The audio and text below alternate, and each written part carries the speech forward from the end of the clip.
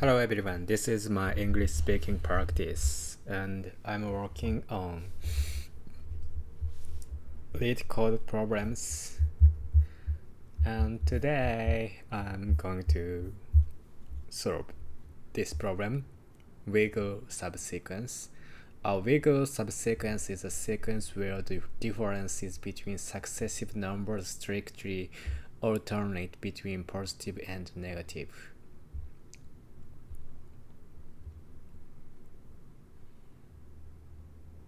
The first difference, if one exists, may be either positive or negative. A sequence with one element and a sequence with two non-equal elements are trivially wiggle sequences. For example, 174925 is a wiggle sequence because the difference 6 minus 3, 5, minus 7, and 3. So the difference is alternate between positive and negative. In contrast, 14725 and 17455 are not wiggle sequences. The first is not because its first two differences are positive, and the second is not because its last difference is 0. A subsequence is obtained by deleting some elements, possibly 0, from the original sequence, leaving the remaining elements in their original order. Given an integer array nums, return the length of the longest wiggle subsequence of nums. That's interesting. Wiggle. So, the basic idea is the numbers goes up and goes down, goes up and goes down, goes up. That's all. So we have to check goes up and goes down, and we have to return the length of the longest wiggle subsequences. Yeah, subsequence is a little bit difficult. This case, going up, going down, going up, going up. So we might have to. We have going up, going up, going up. We have three going up. Yeah. So, but the next one is 10. So yeah, we can choose one of them. Yeah, but the next one is 10, so we had better choose one from them, because going up, going down, going up, and going up and going down, we can make another going down, so we have to choose 13 or 15, either is fine. Yeah, and going down, so we skip it, we make a going up and going down.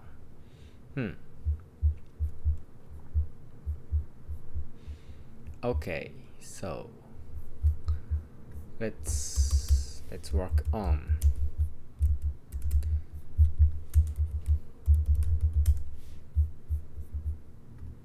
October 6th.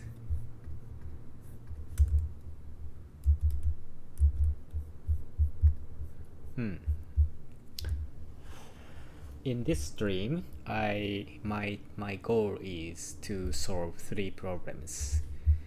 Okay, so let's go.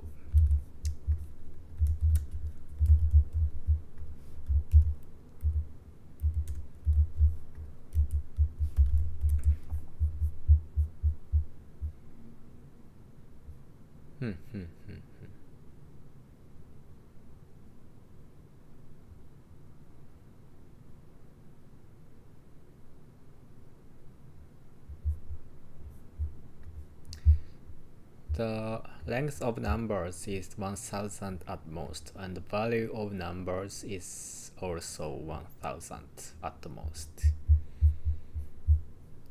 Could you solve this in O(n) time? So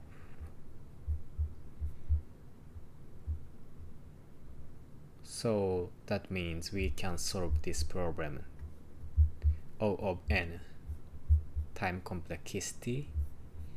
So I want to solve like that way.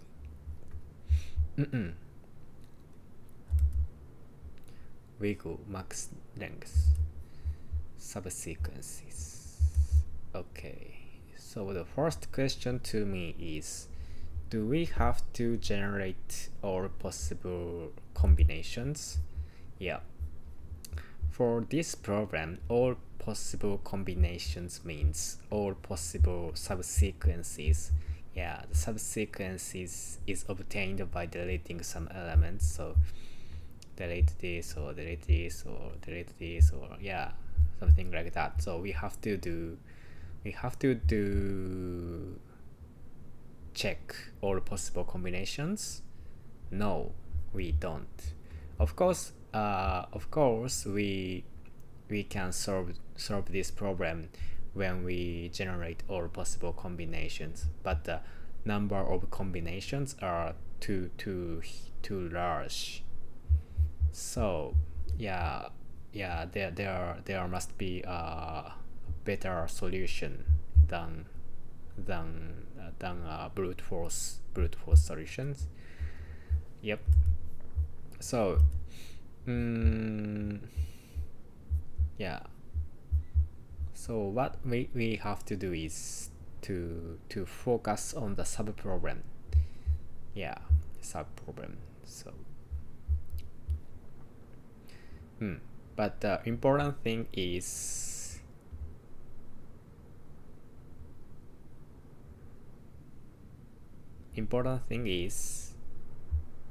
how do I define the sub problem? Yeah, we have to define the sub problems, and we solve the sub problems, and we merge it and solve the whole problem, this problem. Okay, so what is the sub problems here?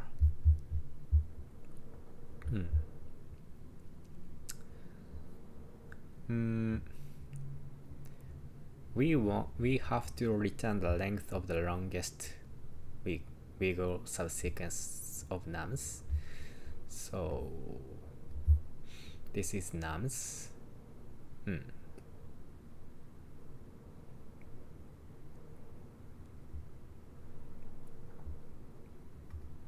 How about this?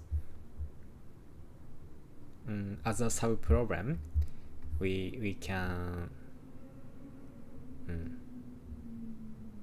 if we can get the result of this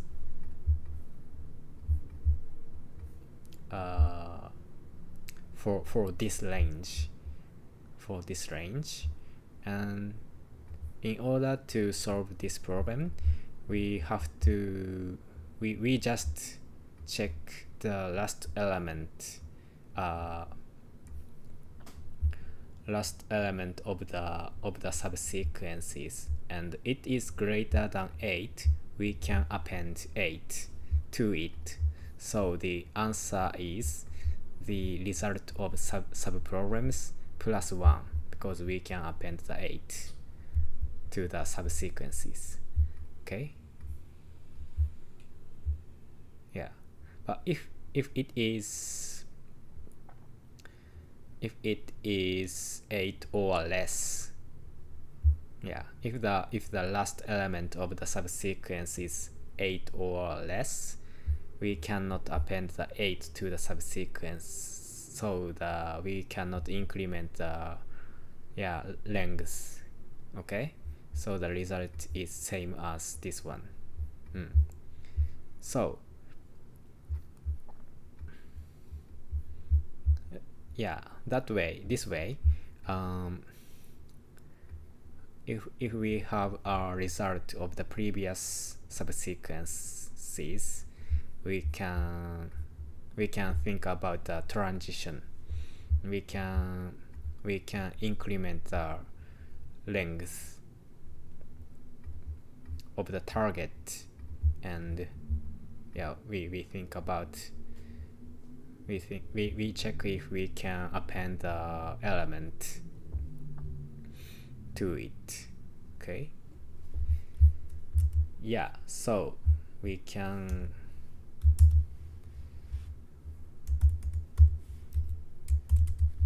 define the sub problems. DPI.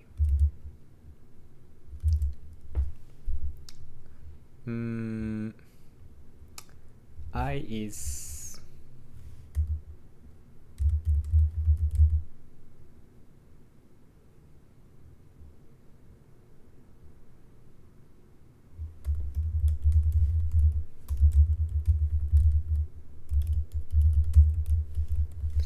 the upper bound index of the target array.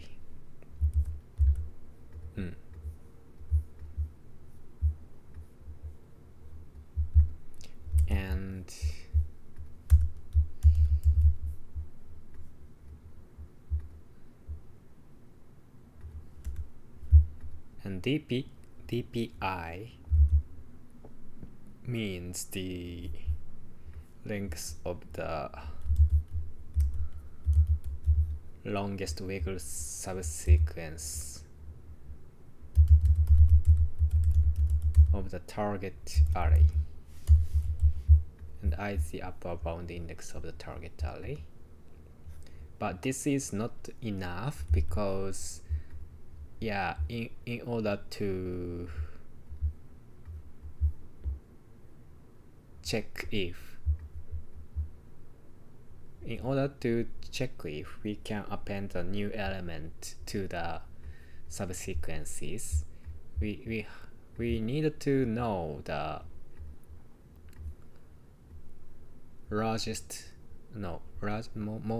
most right number, the number at the most right. Okay, so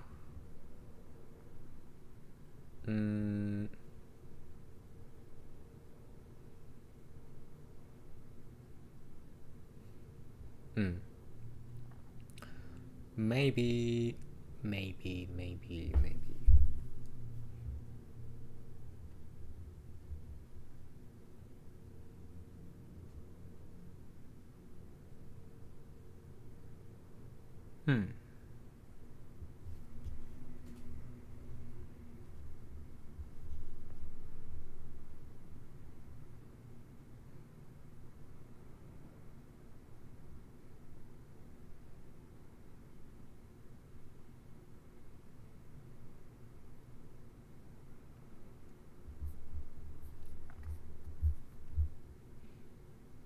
this problem can be solved by linear algorithm.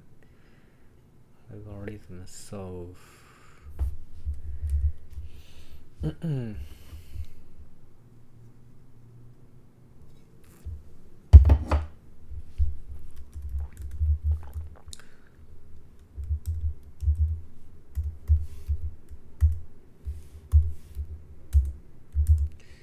and J would be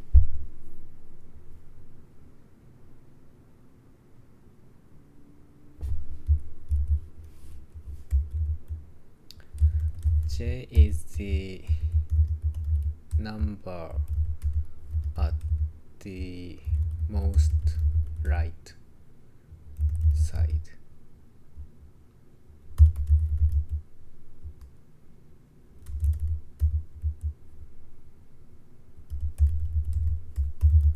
In the subsequence.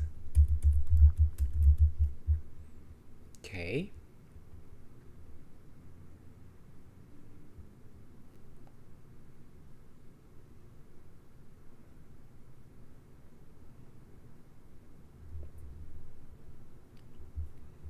So that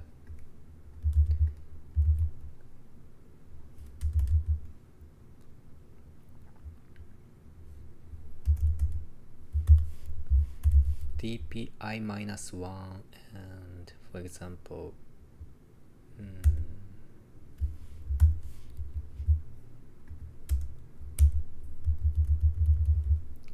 we have multiple candidates like this, and oh wait, additionally we have to store the information about the direction we have to go up or go down. Okay.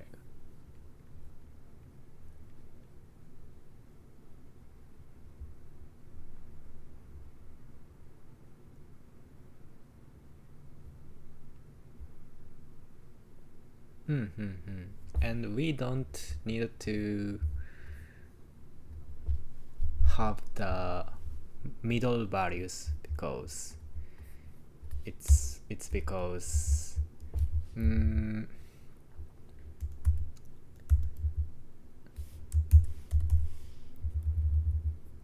we have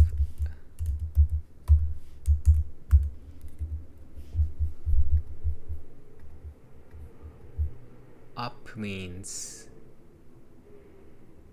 next time you have to going up, and in that case the storing number should be the minimum one, okay, because that is the most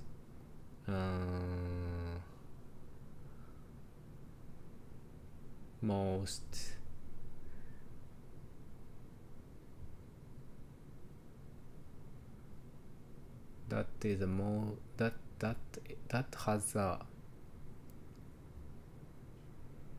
has most possibility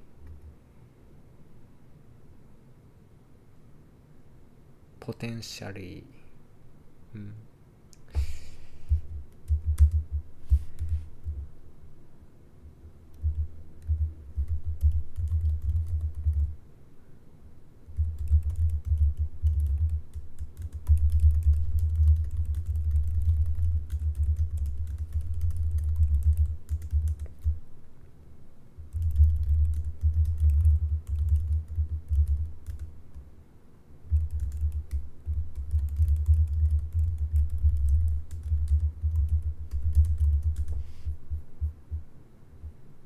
When we have to go upward, we keep the smallest value because that gives us the highest chance. And when we have to we have to go down, we keep the largest value because that gives us the highest chance.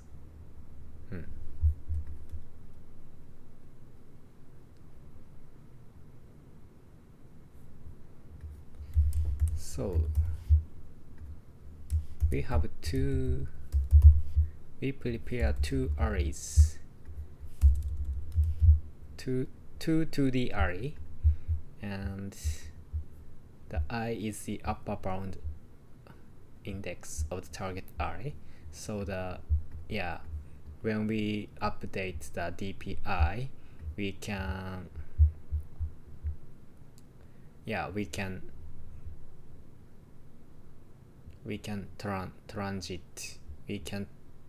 transit from the I-1, and oh wait,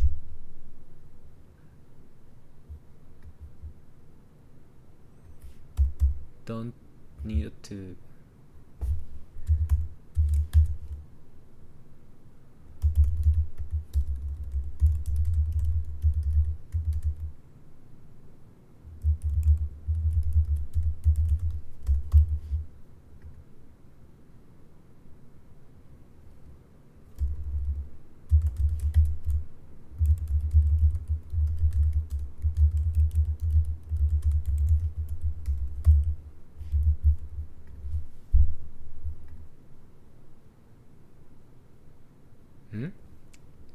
Is this correct?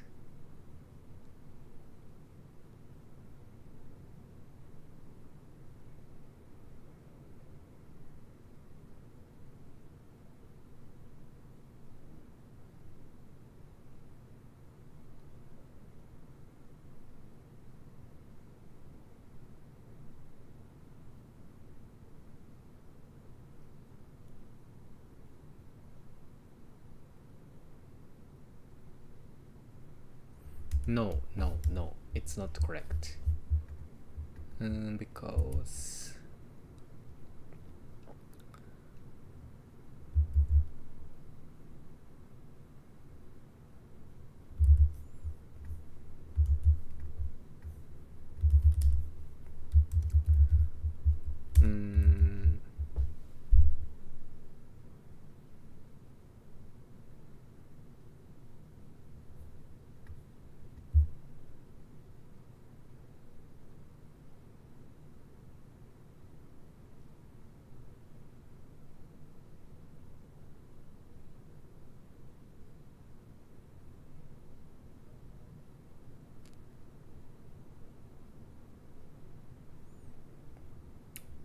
we think about a subsequence, so there are a lot of patterns, there are a lot of combinations, and we cannot choose the locally optimal option because we don't know about it.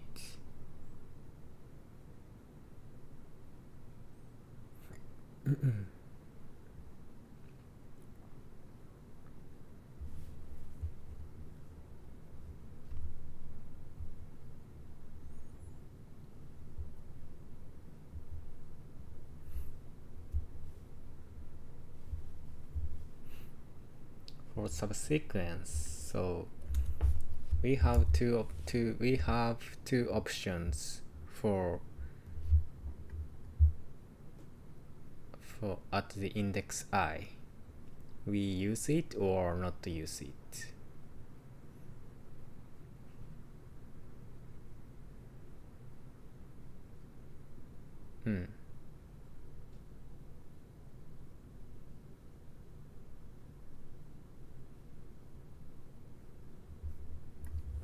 For example, dp up, when the number is 17, dp up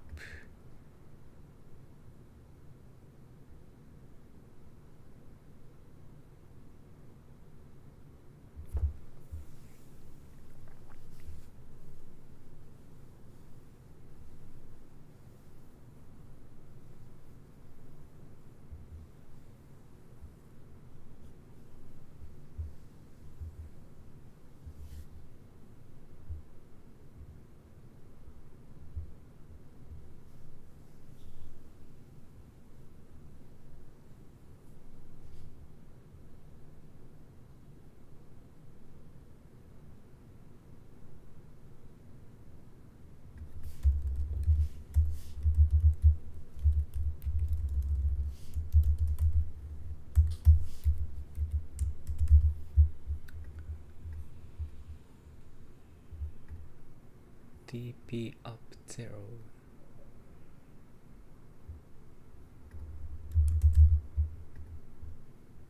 Huh?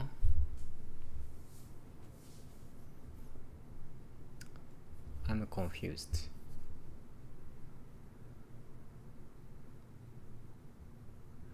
We have always two options, use it or not use it, but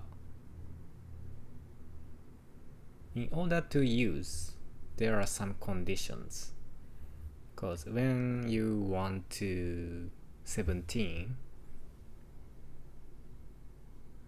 the previous number must be less than 17.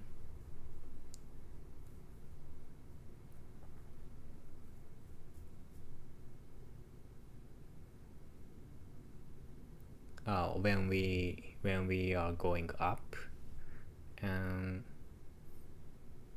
when we are going down, the previous number should be more than 17, right? That is what we have to implement.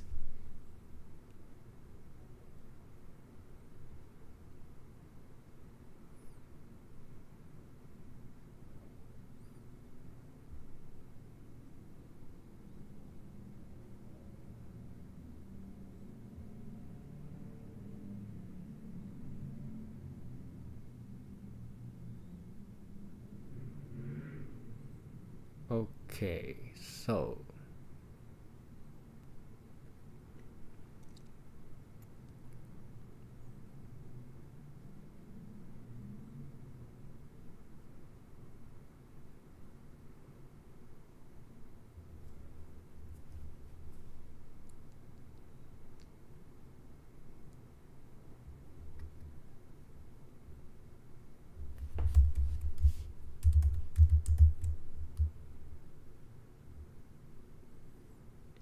going up, going up, going down, going down.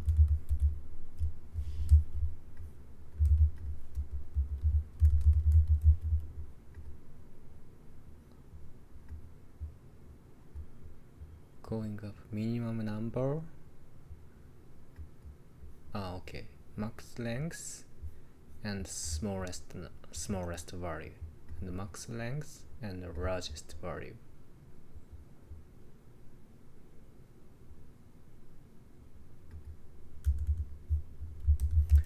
How about dp up I?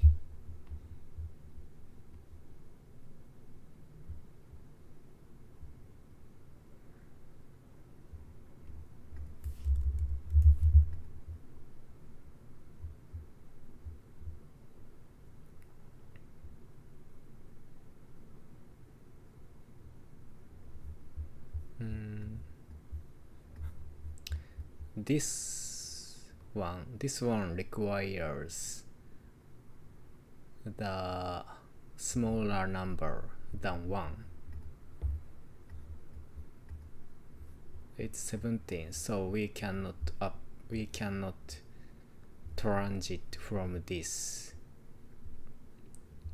And going up, going down 1, going down 1. This is good, because it can be from this, going up 1 1. So the 17 is more than 1. We can update it, use it.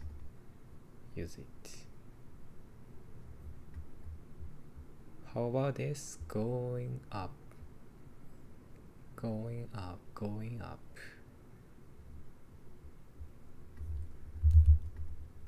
Still remain this. Cannot we don't use 17. We still have 1 1. And it expects the next going up. And if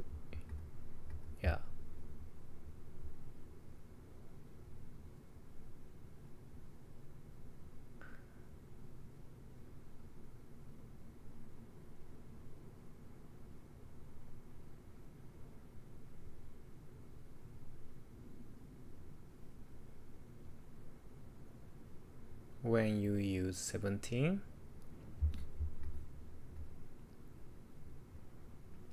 it's like this.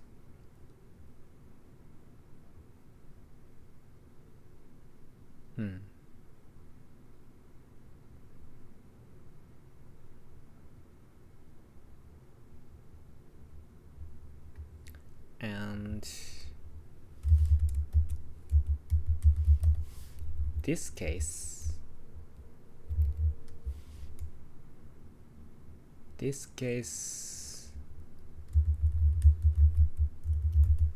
not happen.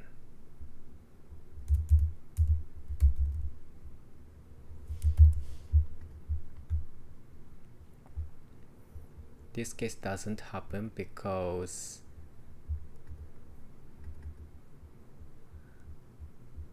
it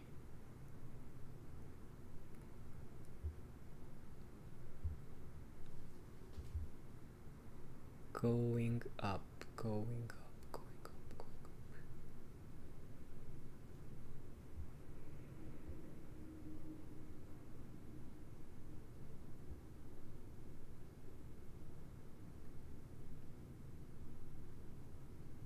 up. I'm confused. Going up.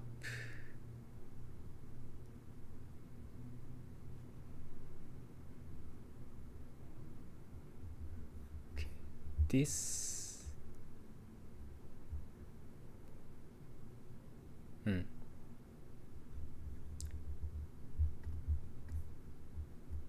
This expects we are going up next, and this expects we are going down next. So when we get 17, we can go up. So from 1 1 to 17, and yeah,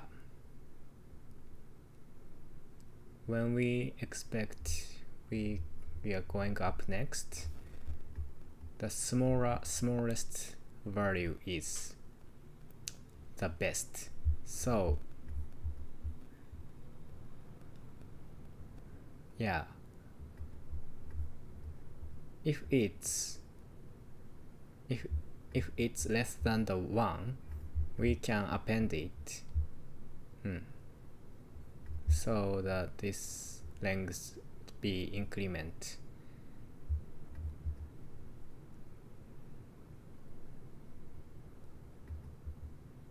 So there are 2 patterns.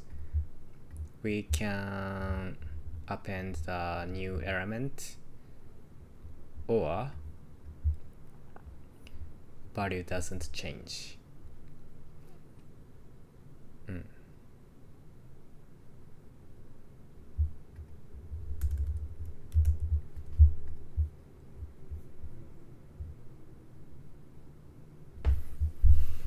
That's it.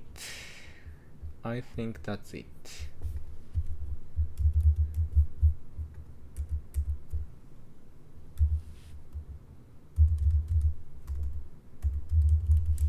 Let's implement.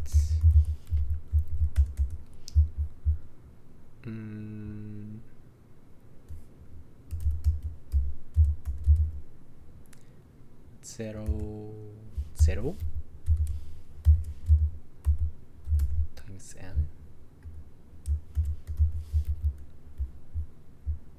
Yeah. Down.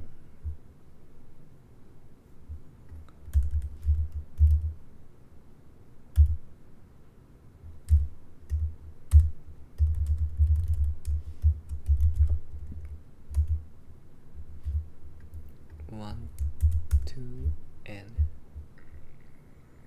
and the dp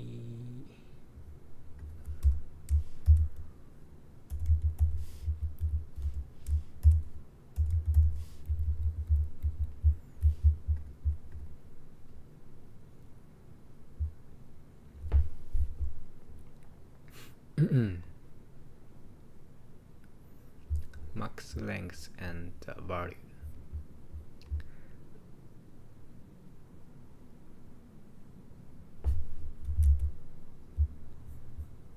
Value is 0 to 1000. So for going up,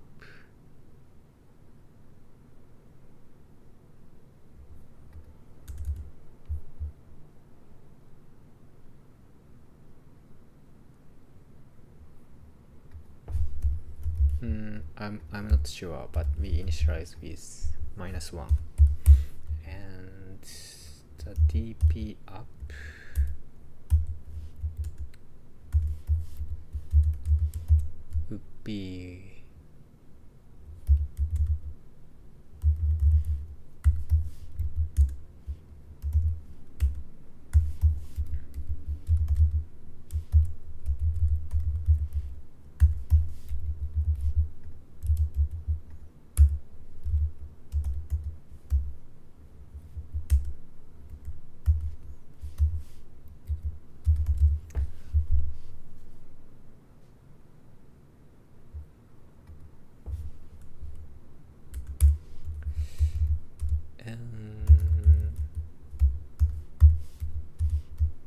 if the value is down,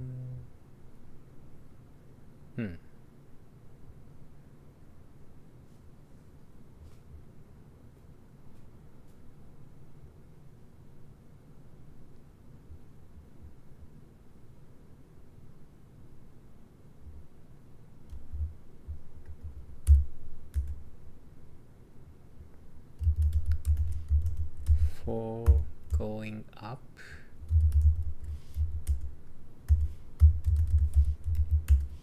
for down, we get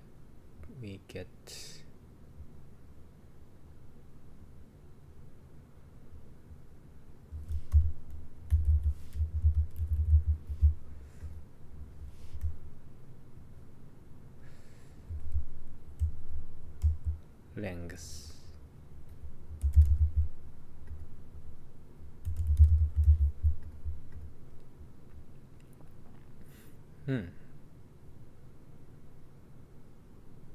So to update dp up, it needed to go down. So go down, we can use go down, and it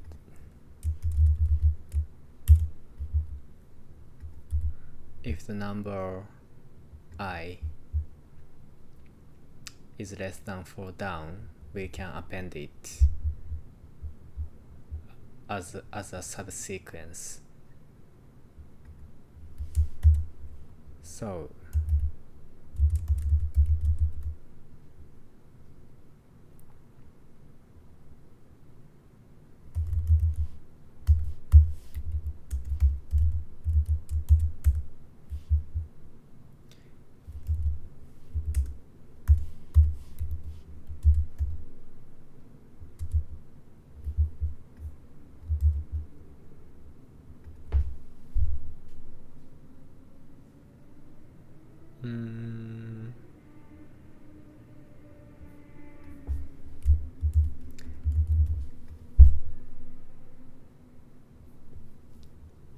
if it's not,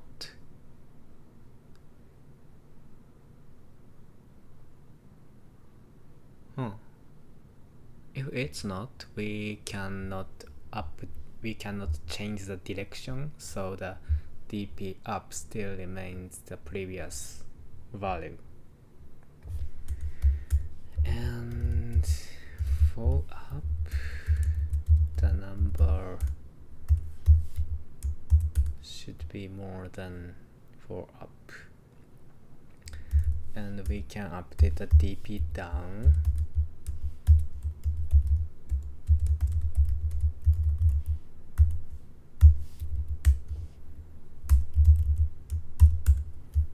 And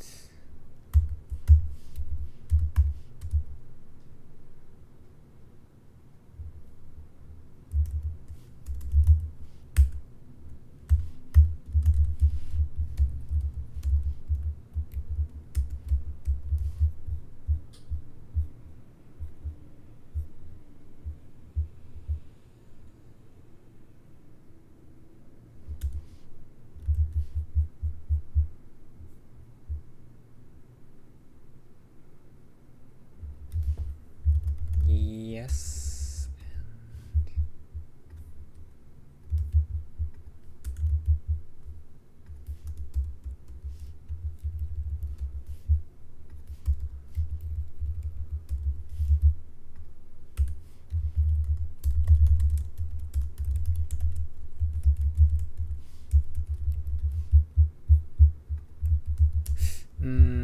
I'm not confident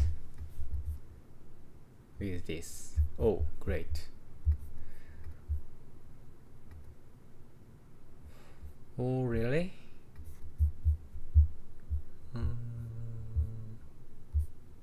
I'm not sure. Is this optimal?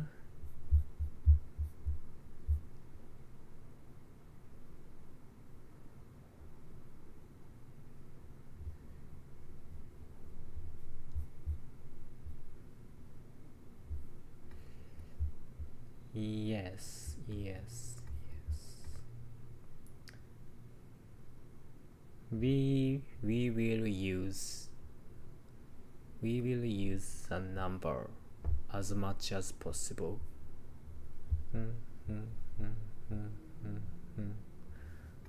And we keep track of the max length of the subsequence, and we have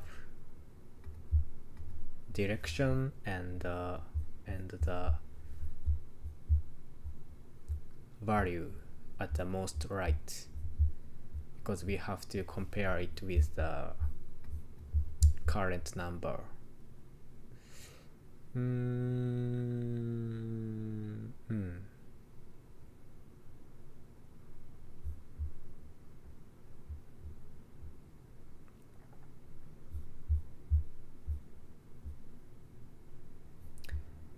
So for example, think about this case.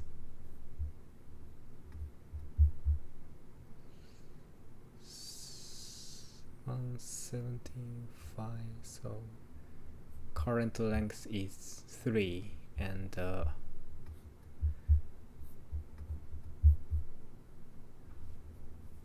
value at the most right is 5. So we can choose 10.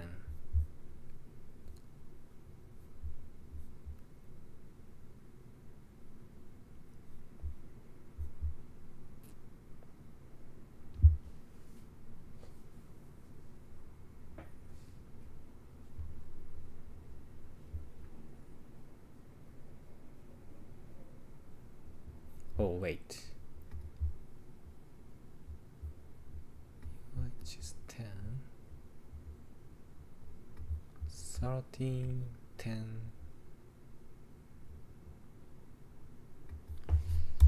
How about this case?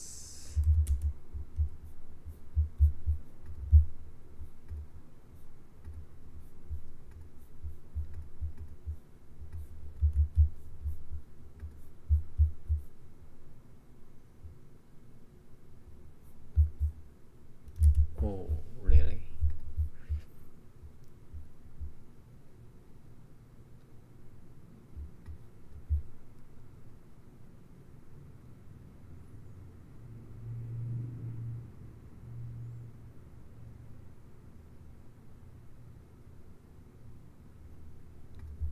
If we choose 10, the next possible number is less than 10, so the 8 is the answer. So subsequence length is 5, results in 5. But the answer is 7 because we choose 175 and skip 10 and pick 13, 10, 16, 8. So yeah, 1, 2, 3, 4,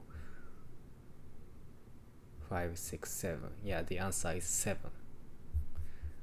But how do I handle it? How do I handle it? For going up and it expects more than 5. So when 10 comes in,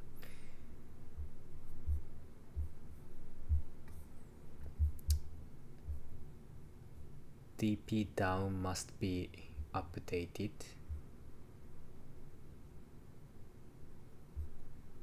Yeah.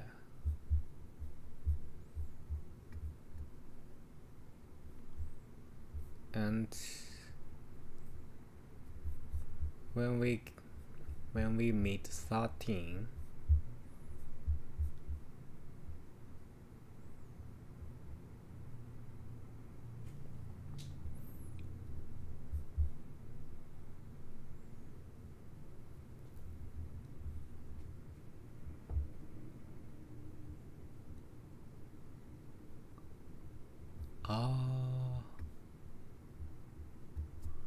huh?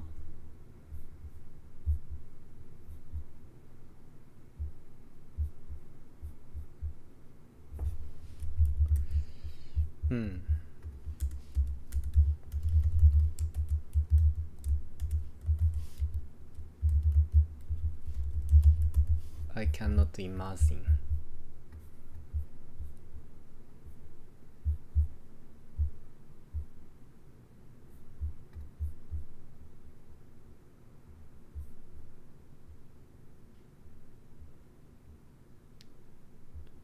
Yeah, 5 is chosen. 5 is chosen.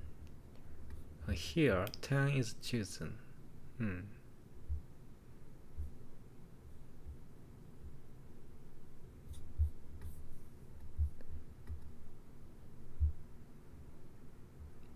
1, 5, 5, 5, 5, 10,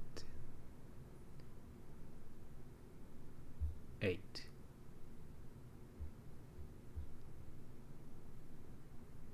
Oh no, it's zigzag.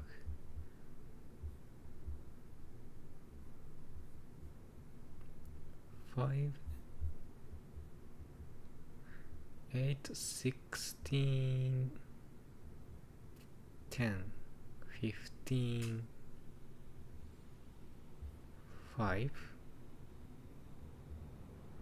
10, 5, 17.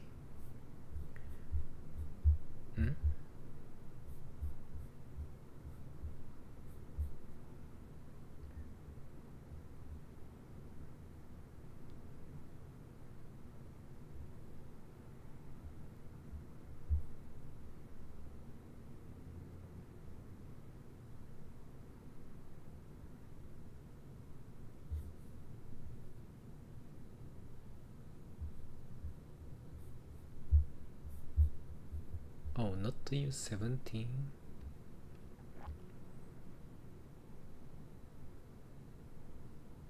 No, no, no.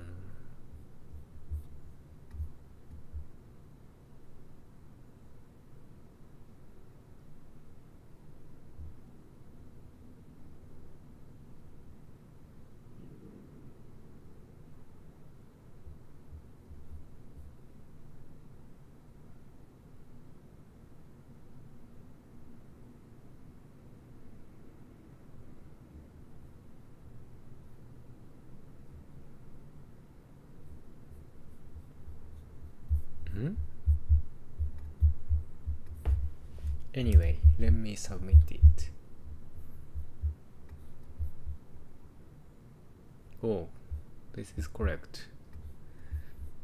But I cannot figure out why this works.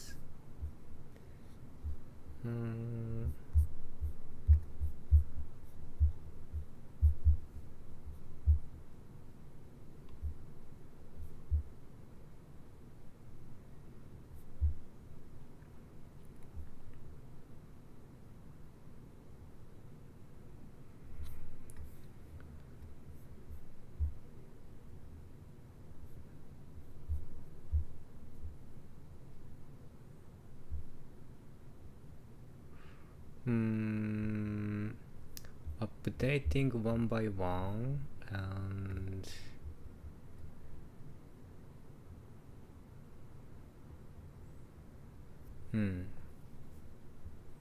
and we have two options: use it or not use it.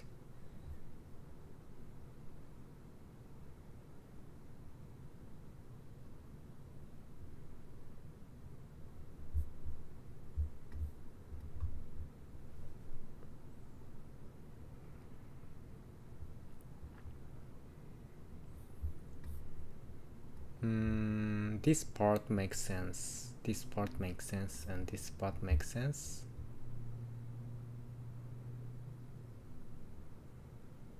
No. I haven't.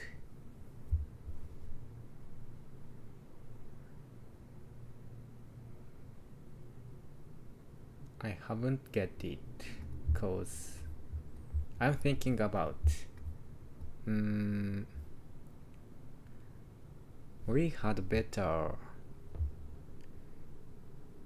not to choose 10 at this time, because 117.5, and if I choose 10, the next is 8. Okay, so this case we have to choose 13 or 15. Okay, that's the answer.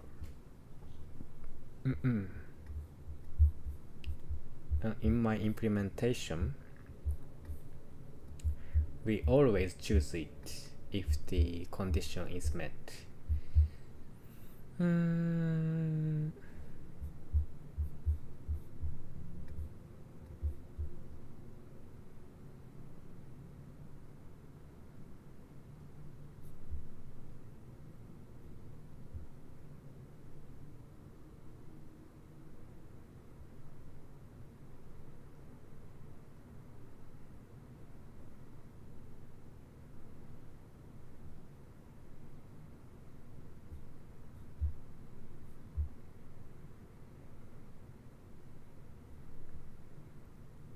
Fall down.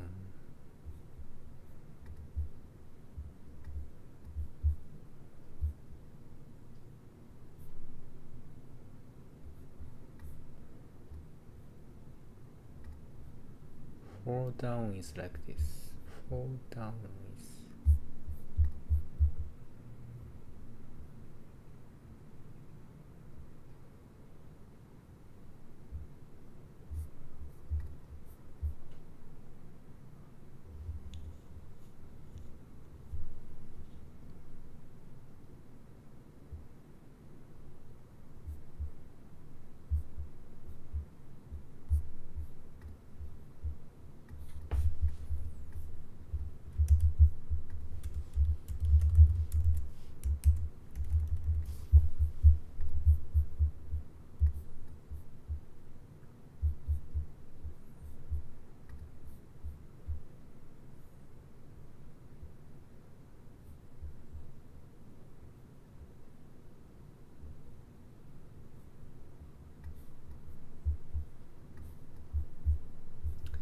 DP up.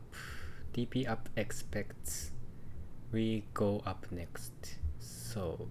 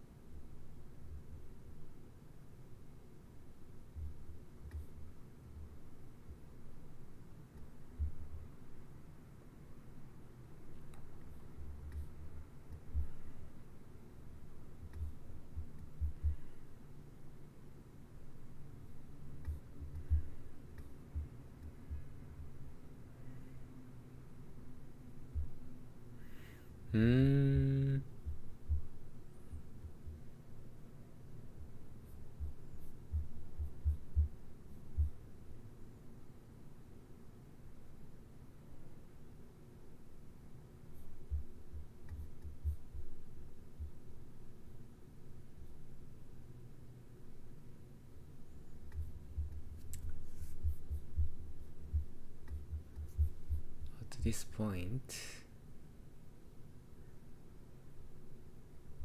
we have 1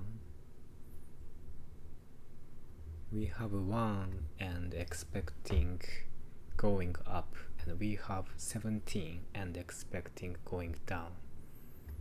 This point we have 5 and expecting going up. We have 5, and also this case we expecting going down. Oh, I see, I see, I see.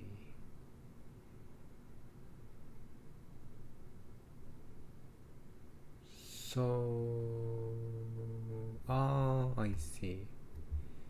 So at this point, we we have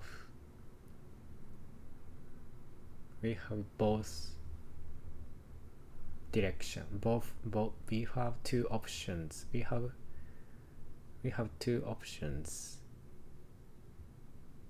with 5 going up and going down.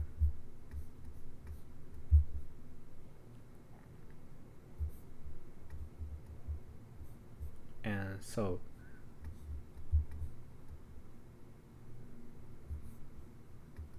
we can choose 10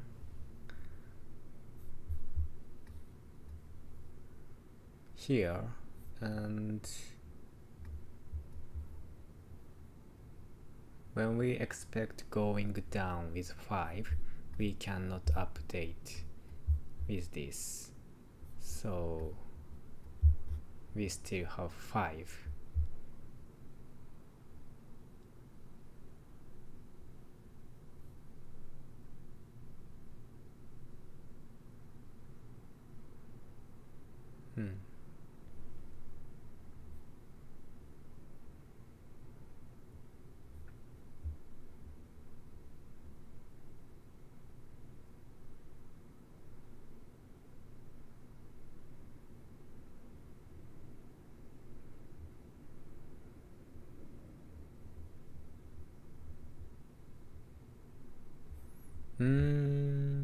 So it's not my intuition.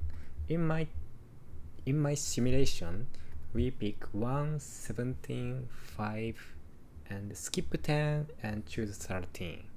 Yeah, but this program runs as 1 and 1 and 1, and 1, choose 1 and not to use 17 and use 5. At this point,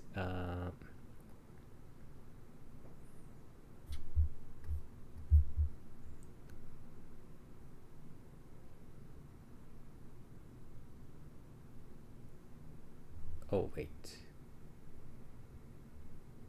2, 5.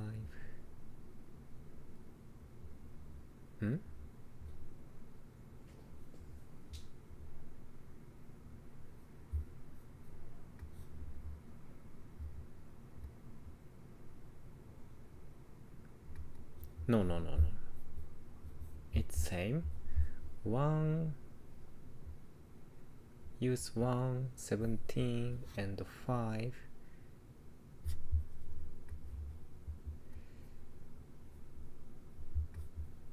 How about this?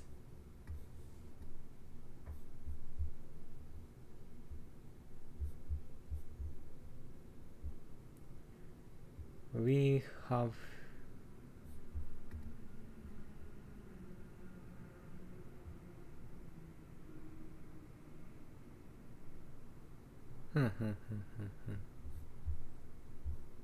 so for updating going up,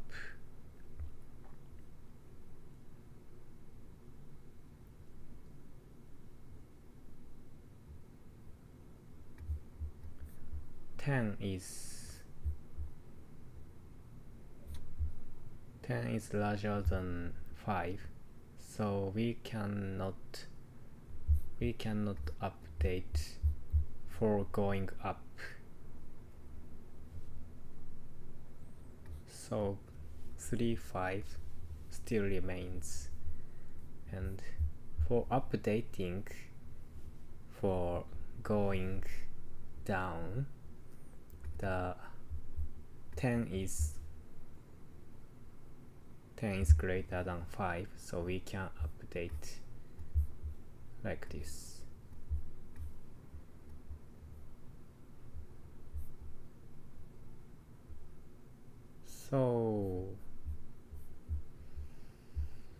This means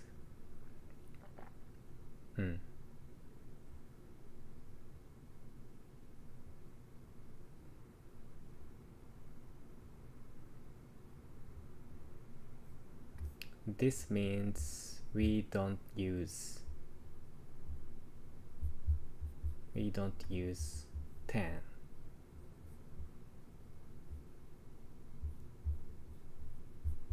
We don't use 10, and we also expect going up next.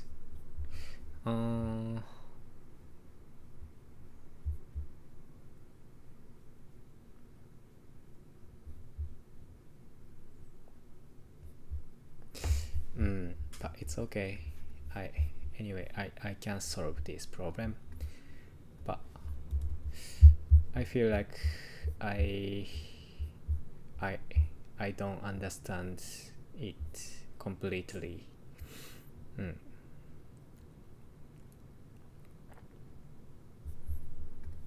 It's okay.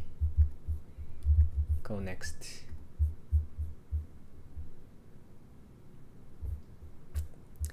Given an array of distinct integers, nums, and a target integer target, return the number of possible combinations that add up to target. The test cases are generated so that the answer can fit in 32-bit integer. When the number is 1 to 3, then target is 4. The output is 7 because the possible combination weights are 111, 117, 112.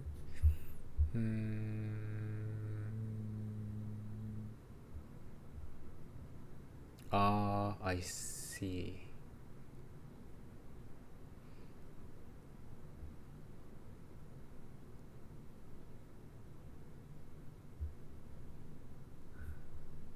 We can use element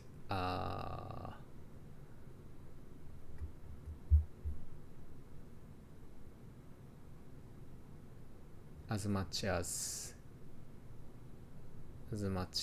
we like.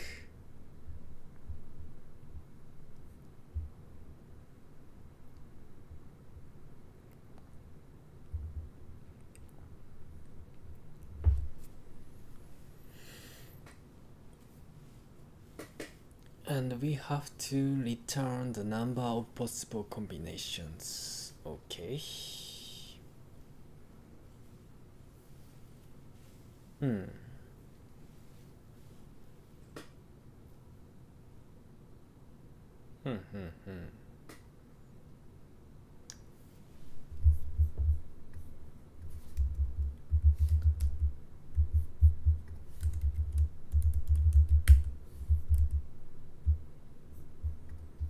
Okay.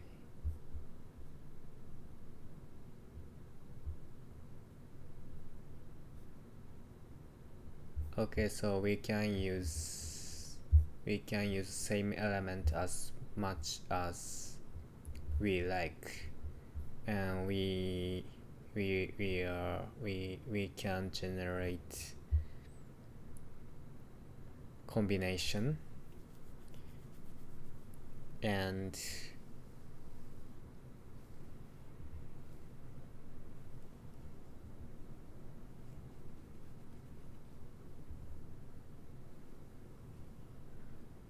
if the number that they add up to, if the number they add up to equals to target, they are the valid combination. We have to count them.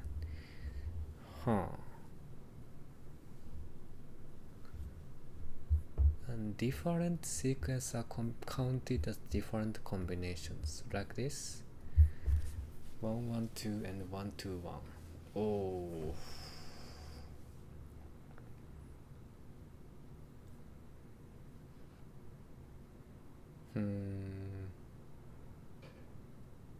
Okay. So the position is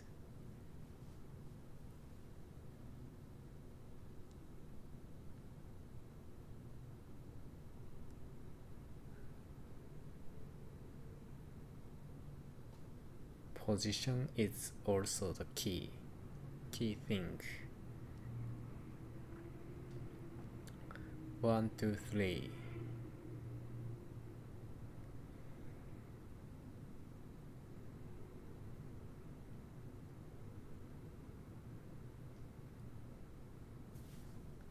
How about the constraints? All the elements of numbers are unique. And target is thousands. Okay. So when we think about the case when the target is 4,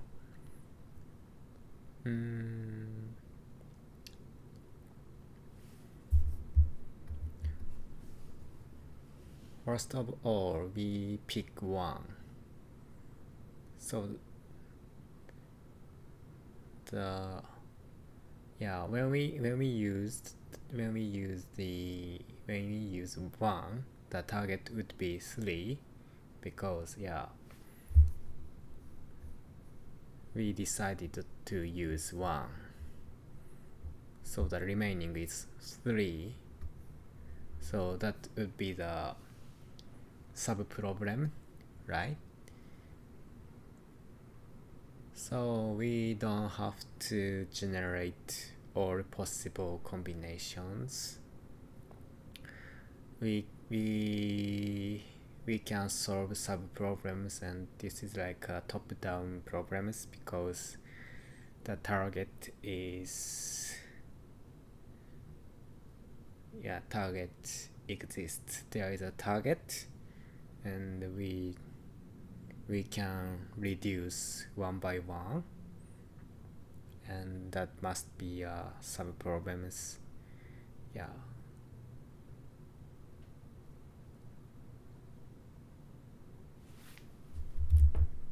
So okay.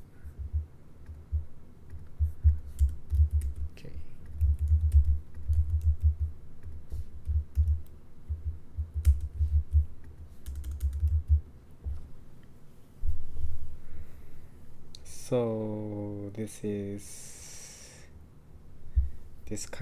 kinds of top-down problems, so we can use recursive and memoization. And the recursive function return the answer target.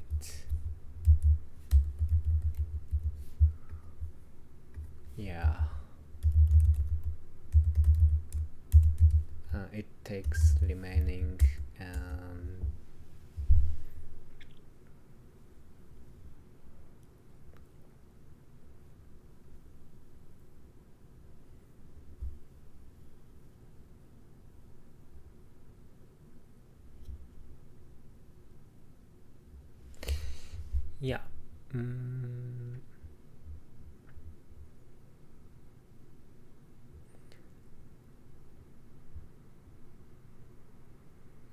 this function should return the total number of combinations, valid combinations.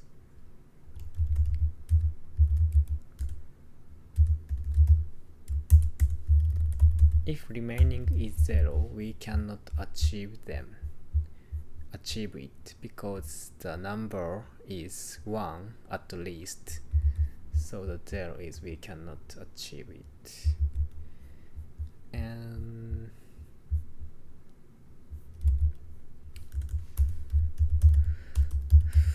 for remaining part, we can use every element for that. So like this.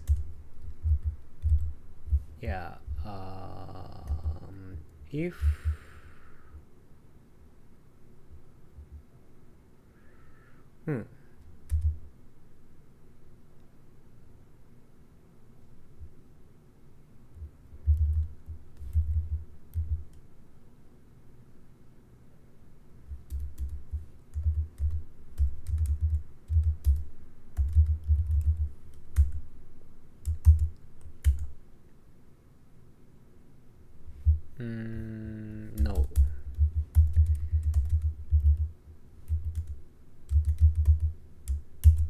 we can use it.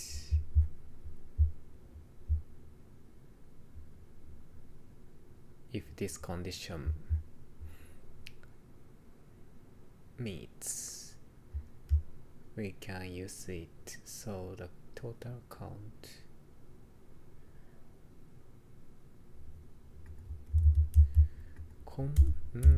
total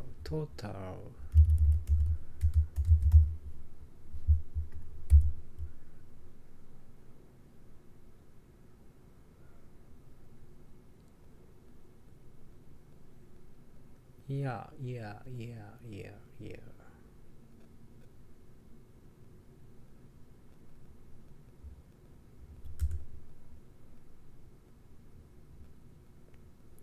The total combination is result.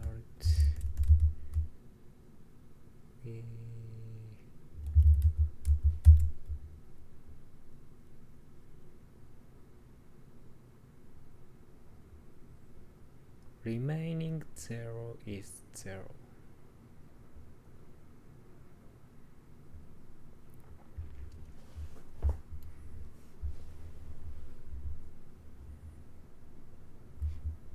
In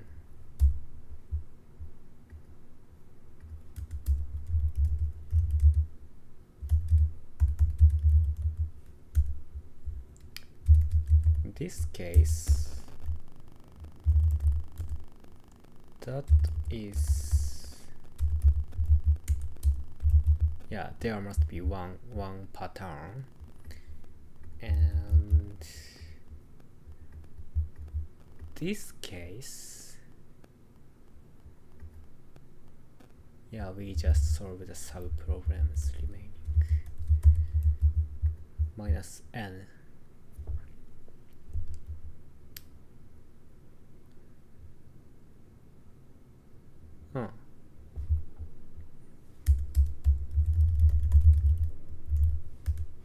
Okay. And we should memorize it,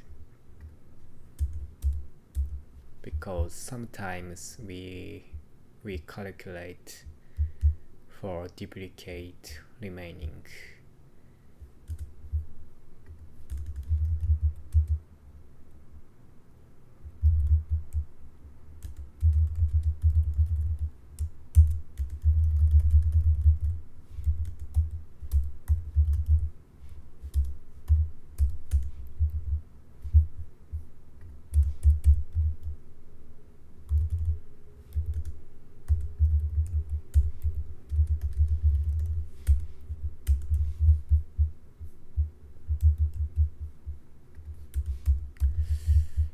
That's it. I think that's it, because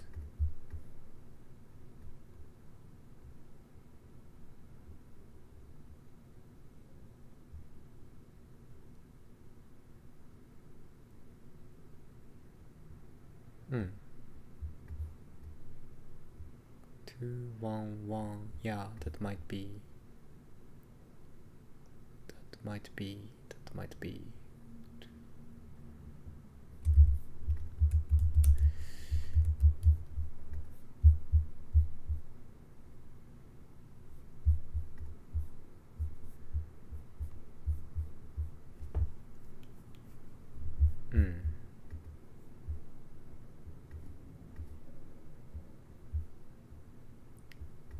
Target is 10.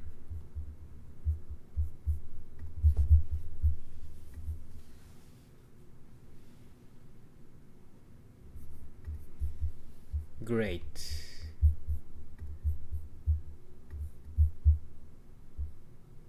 Okay, great.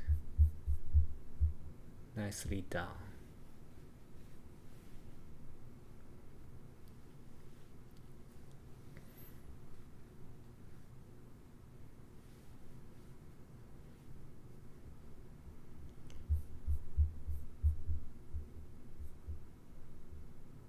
Yes.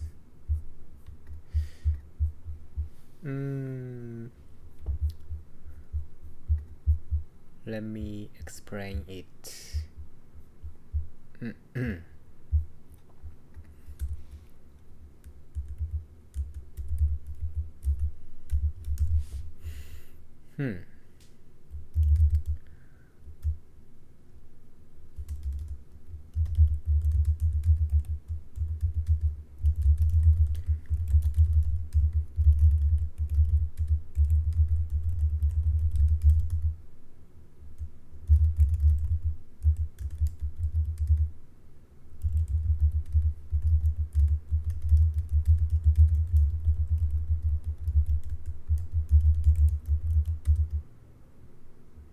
Because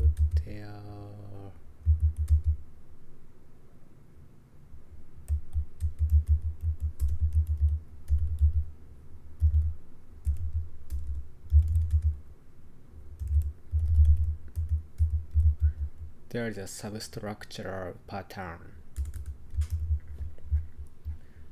This case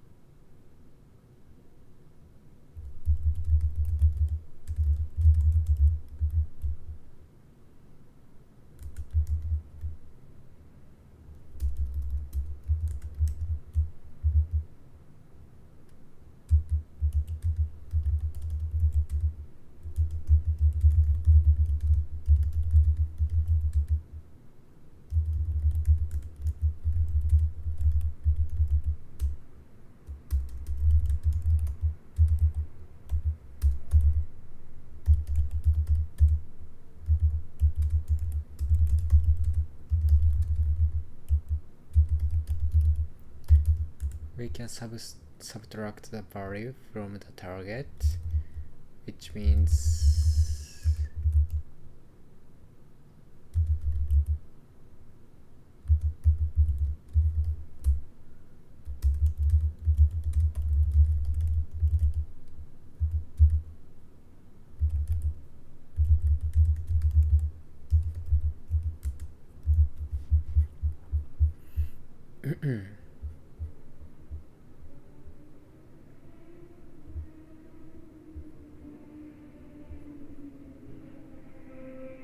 yeah.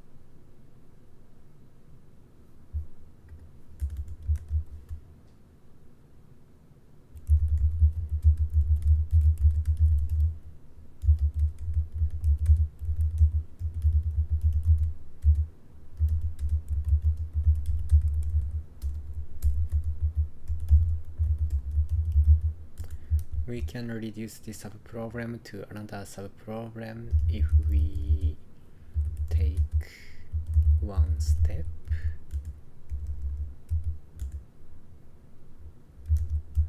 So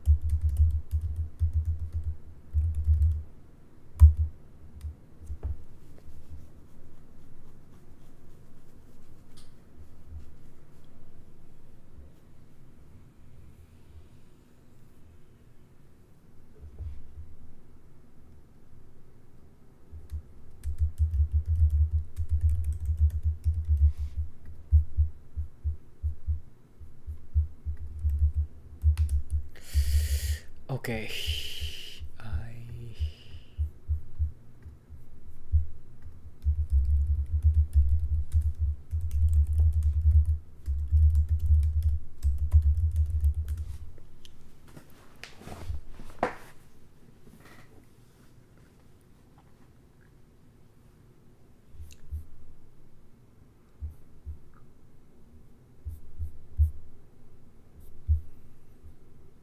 First of all, we don't need to generate all possible combinations to solve this kind of problem because there is a substructure we can exploit.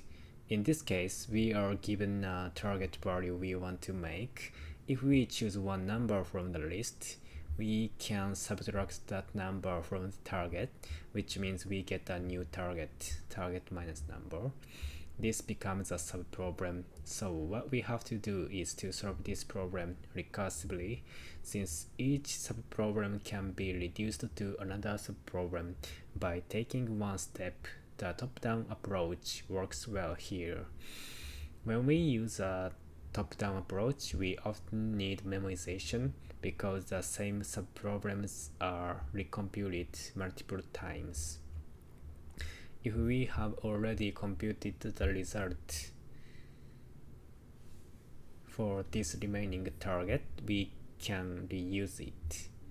And we can use elements as many times as we like. So we always iterate over the original list. We reduce the current problem to a smaller subproblem, count all possible combinations for the smaller target. If remaining minus n is exactly 0, that means we've found a valid combination ending here. Store the computed result to avoid recomputation and start the recursion from the full target value. I feel like I improved English because ChatGPT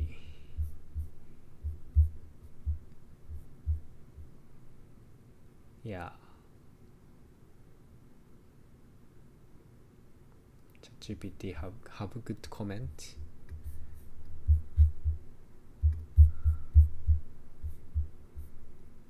We don't need to generate to solve this kind of problem. Problem is uncountable. Because there is a substructure pattern. Substructure or recursive substructure is a standard DB phrasing. Pattern is fine, but exploit sounds more analytical. Exploit pattern. We often need memorization. The requirement often happen because the same problems are recomputed multiple times. We always loop over the original list. We always iterate over the original list. If they are the same, we can identify the combination. If remaining n minus n is exactly 0, that means we've found a valid combination.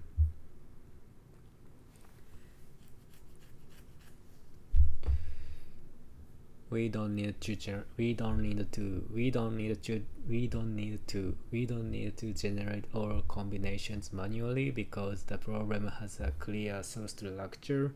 Each time we pick a number, we just reduce the target by that amount.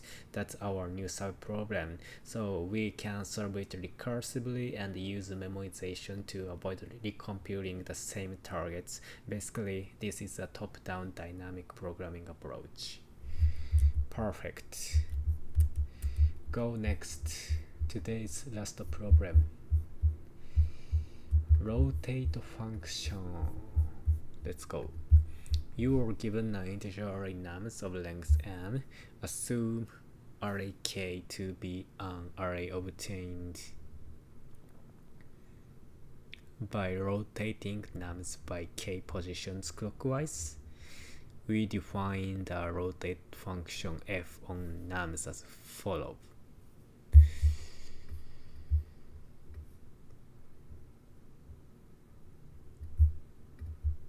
Times 0 times 1 times n minus 1.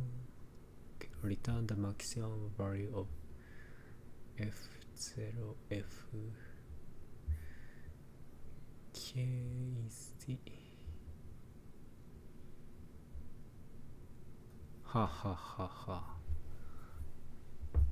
So k is 0, no rotation, so 4 3 2 6.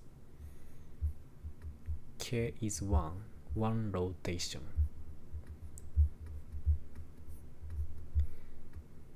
2 rotation, 3 rotation. The maximum is 26.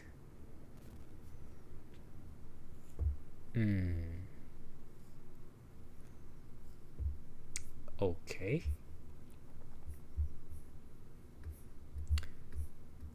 N is large.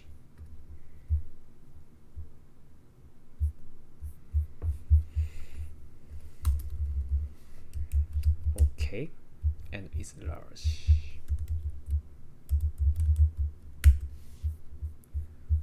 Rotate function and maximize the result of function f.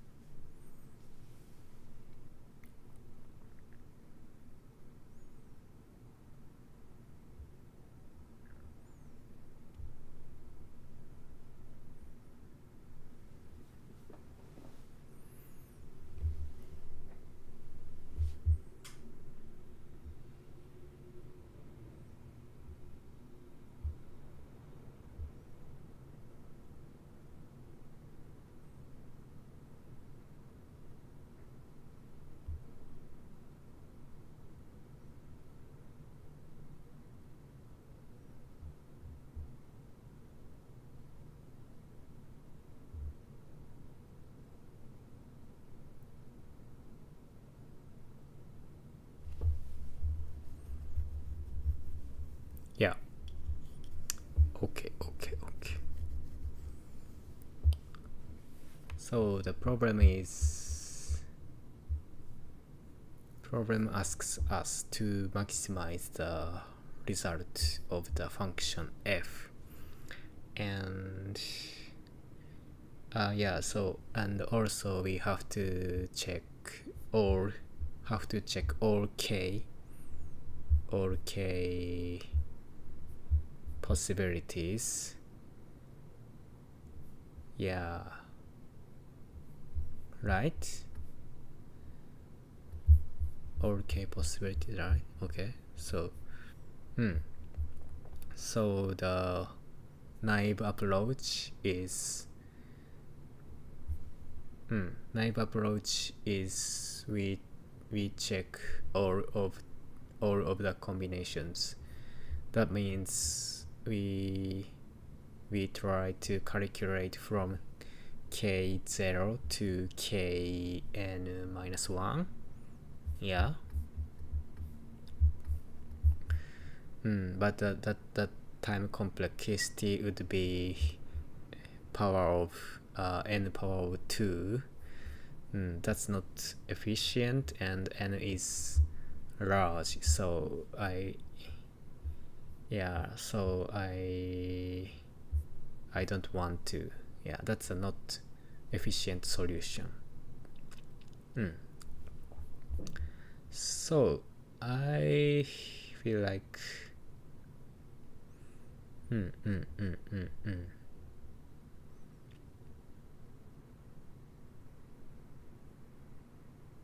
I have to utilize I need to utilize this rotation feature, right? That means we can reduce the computation.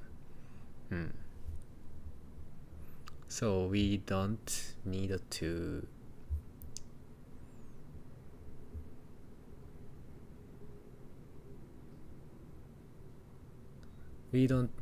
calculate the result of function f independently. Yeah.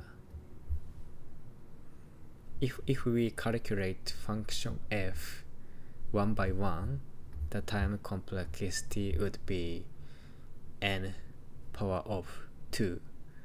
Yeah, that is the squared.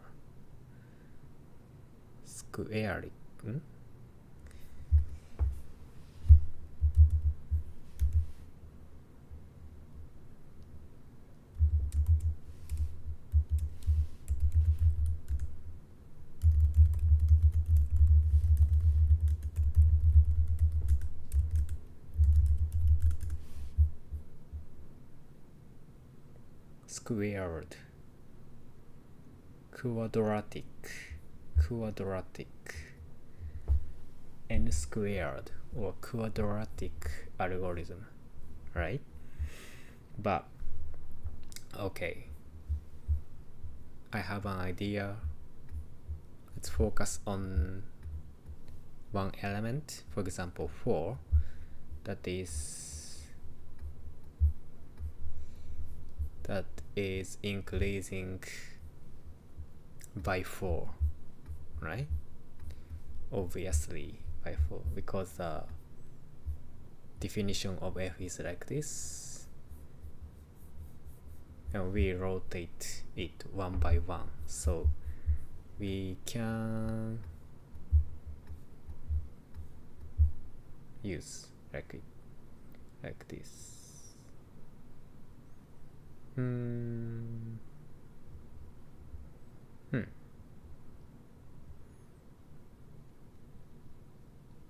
So the result of the function f can be calculated from the another result of function f. Okay, that's my idea.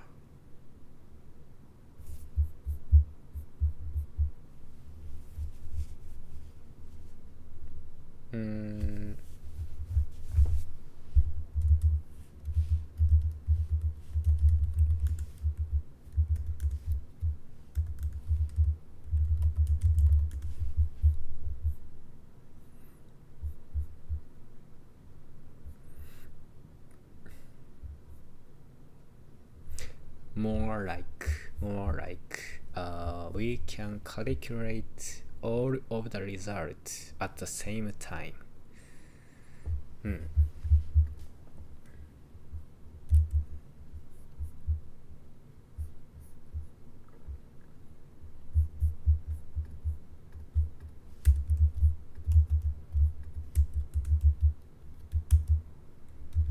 So let me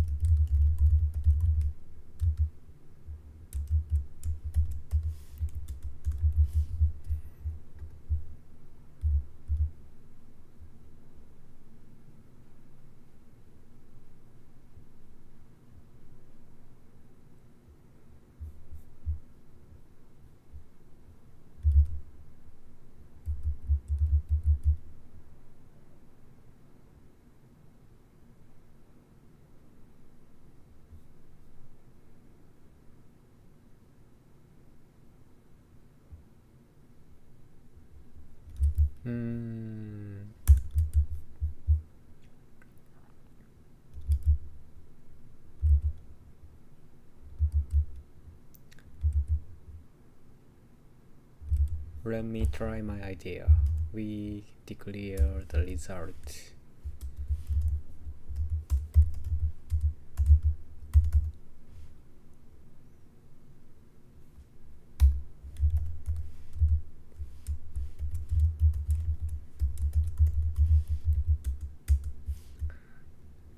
And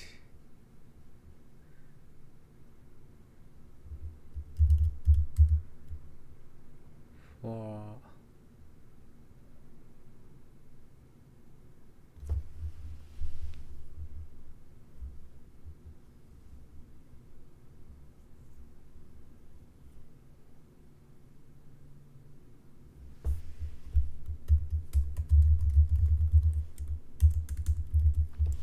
we iterate over nums array. We check the number.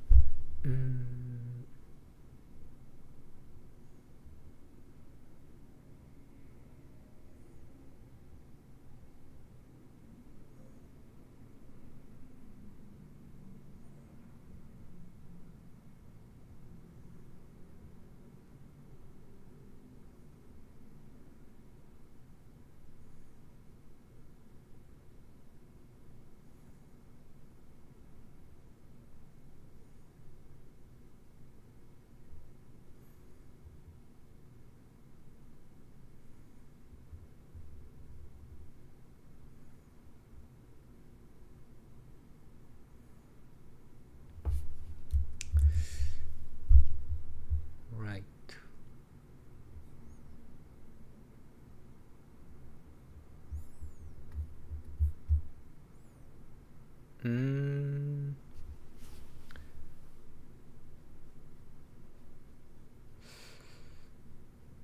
Is this possible?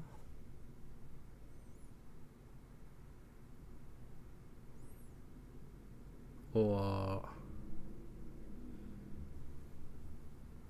is there any local optimal part?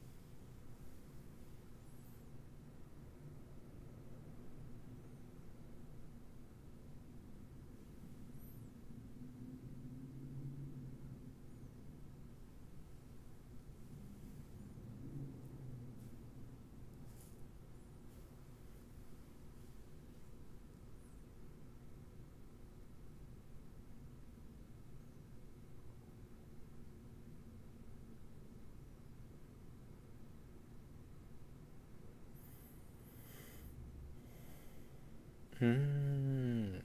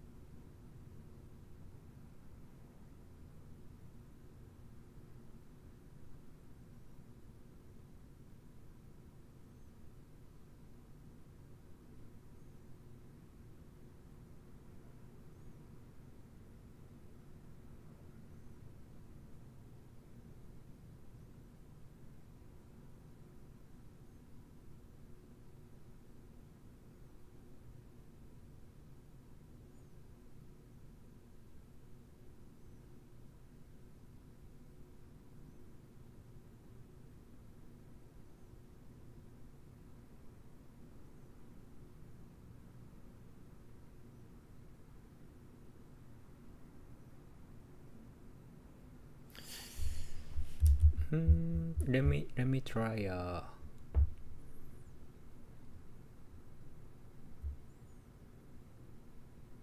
naive approach. Nums, all numbers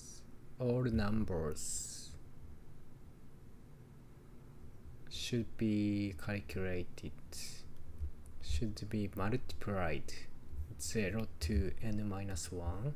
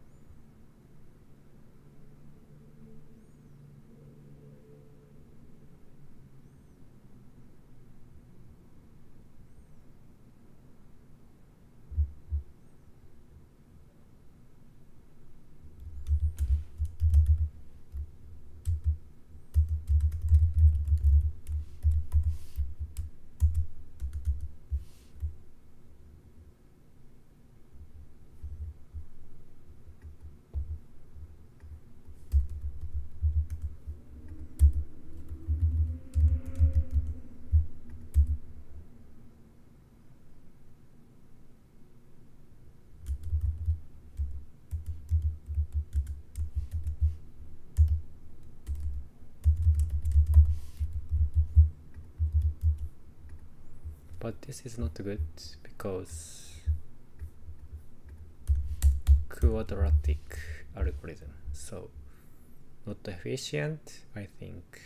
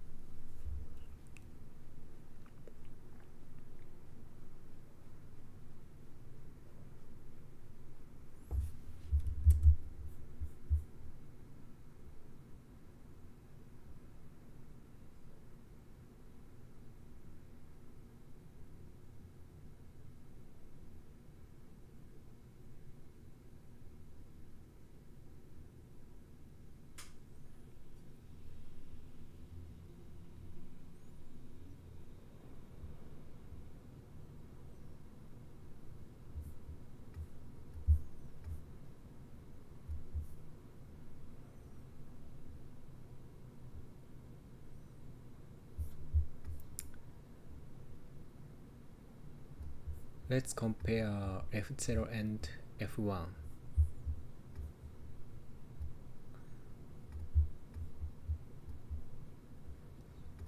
This part becomes 0.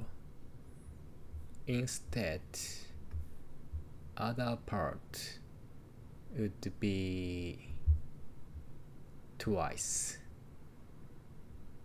would be doubled. No, not double. For each element, increase by 1. Yeah, for each element increase by 1. For each element increase by 1, except for 6.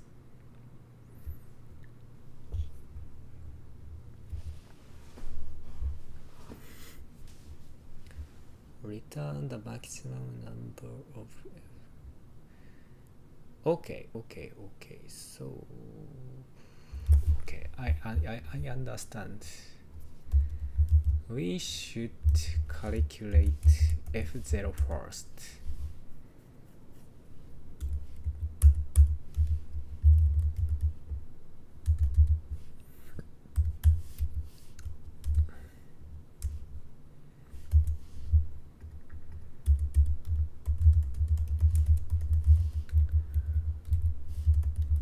Right?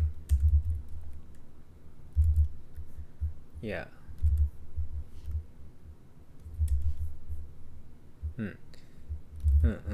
I totally understand this problem.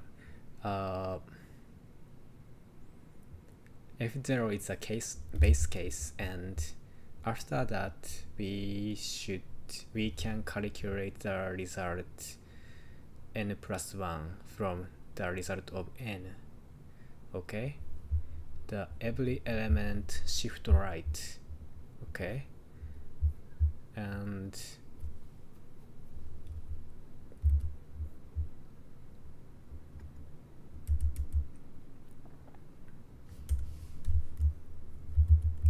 so we have to know about the total. They are total, and as a base case we calculate F0.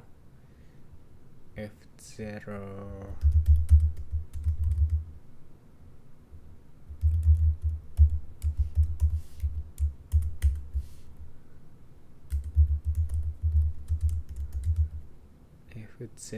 is the nums times I. Yeah, here is the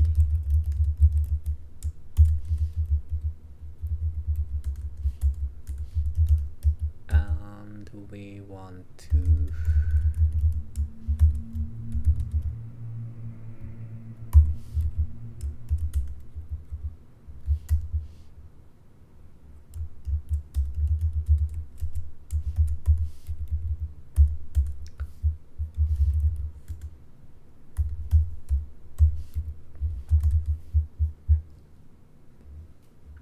would be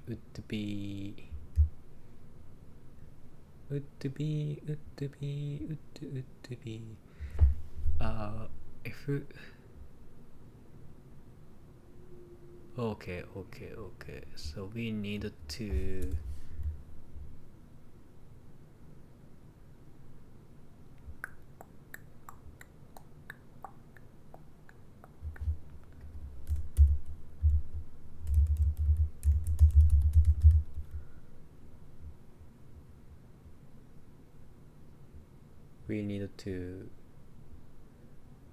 know the last index. That would be 0. That would become 0. 6, 2, 3, 4. 6, 2, 3, 4. Okay. When the I is 0, I minus 1, and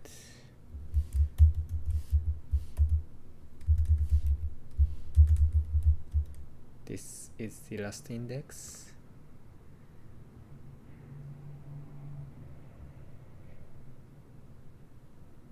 This is the last index. Total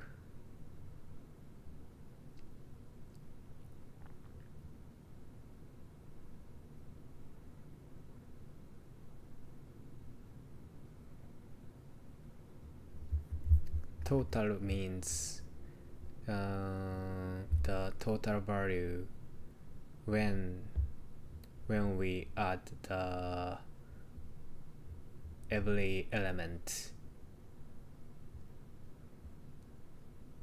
sum up every element. Okay, total value, that is a value we sum up every element. Okay, so if we shift right, we can get one more every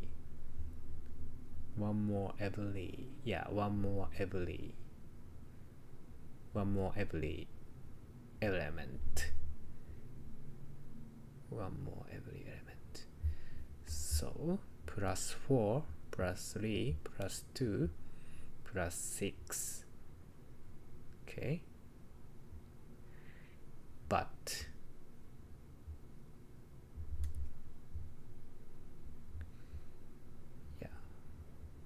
we have to remove this and remove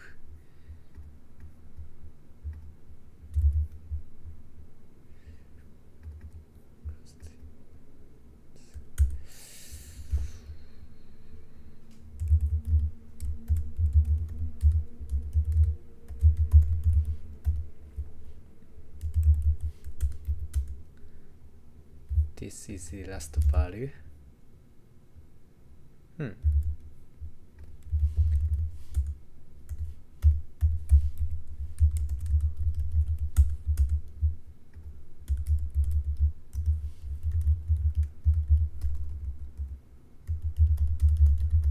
Shift right.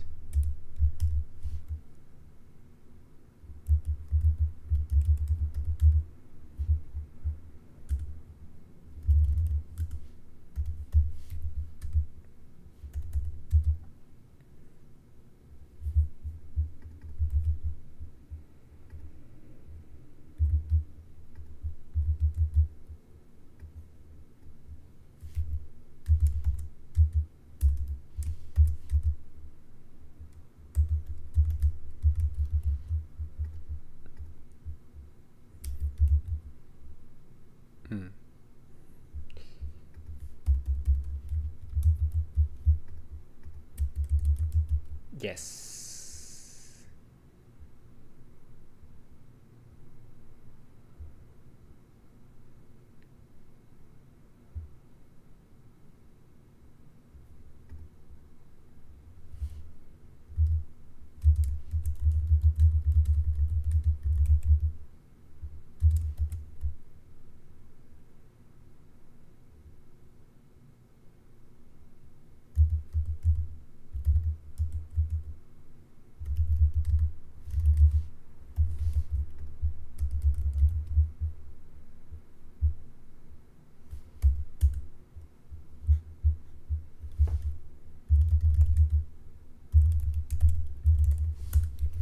That's it.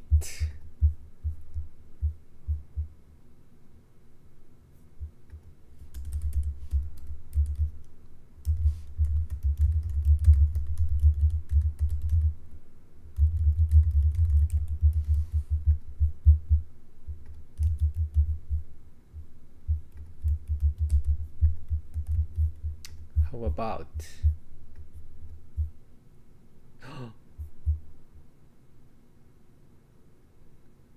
not iterable? What?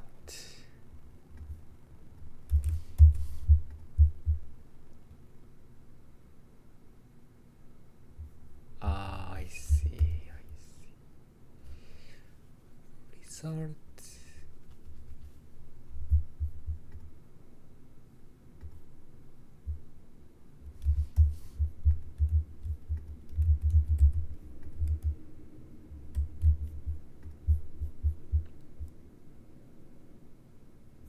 Great. Great.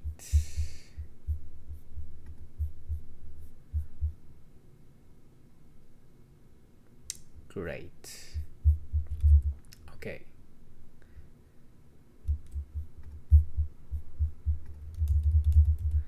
Okay, let me explain this function. This is function called max rotate function, and it takes nums. Yeah.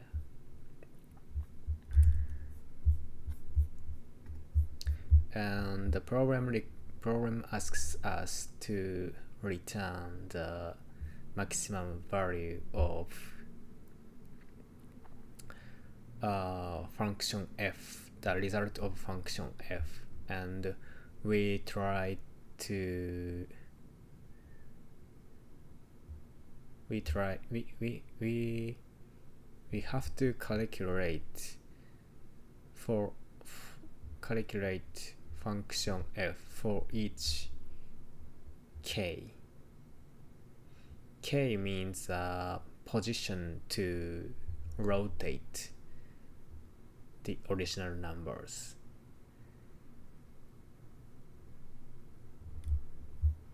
Is this correct? Let me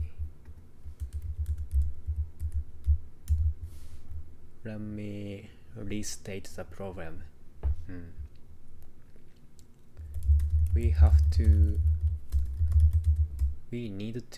The program asks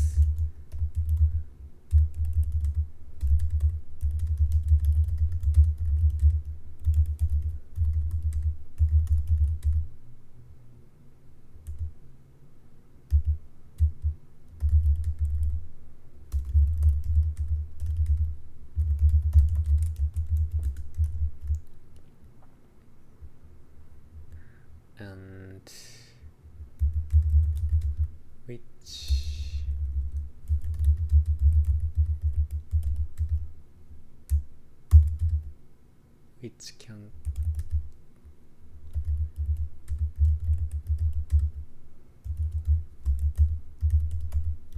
which can take k as a rotate position.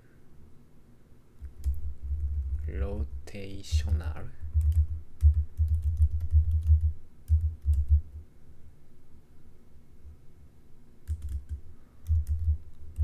So, and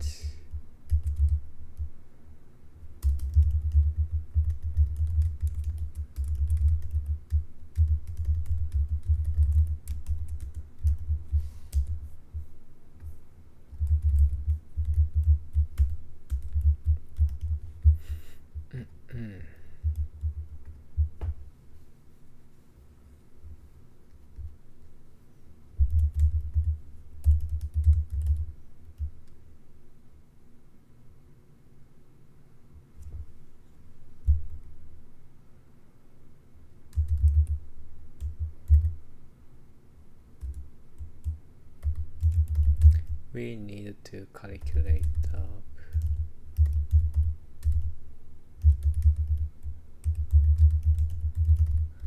product for each element, and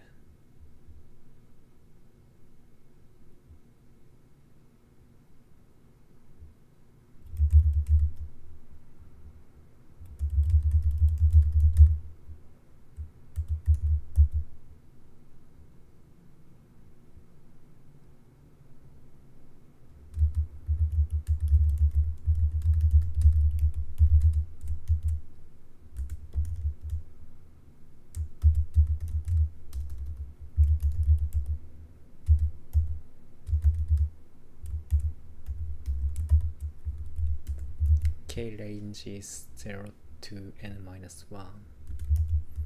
So the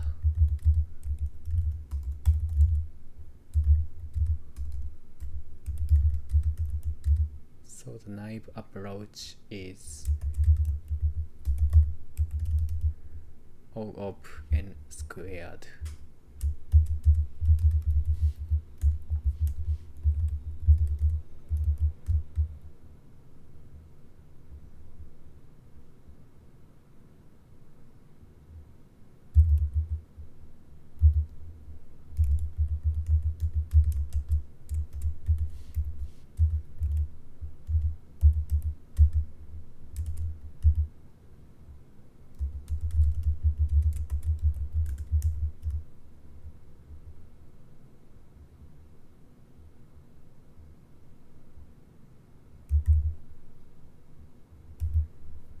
calculating.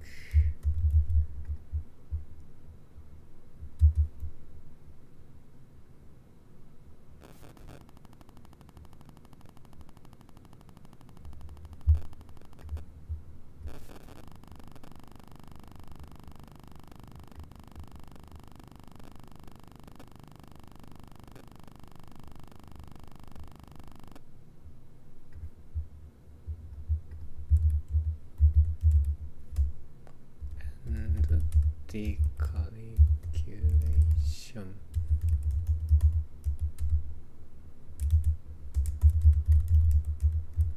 n times. Okay. Yeah.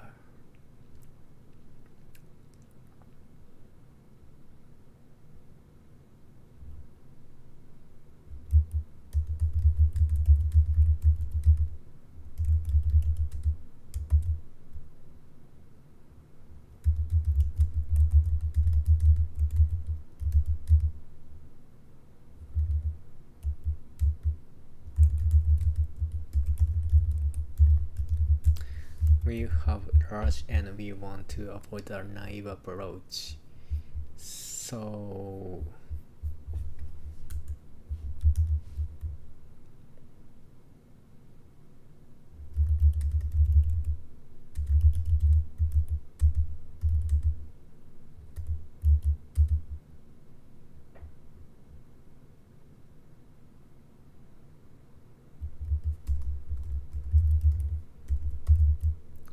reuse to use the freebie.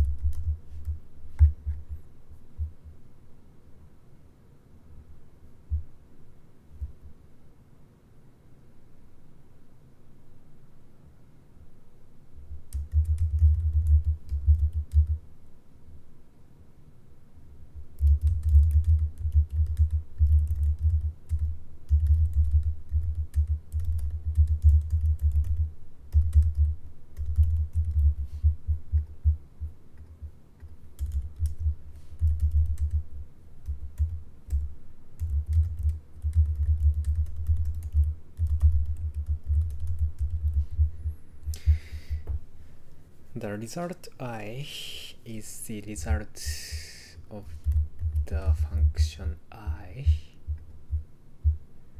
And here is a base case f0. Yeah.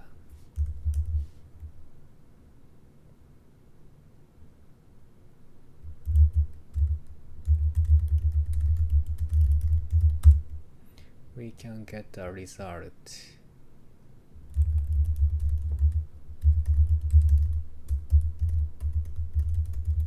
based on the definition, and for fi find a number to move to head.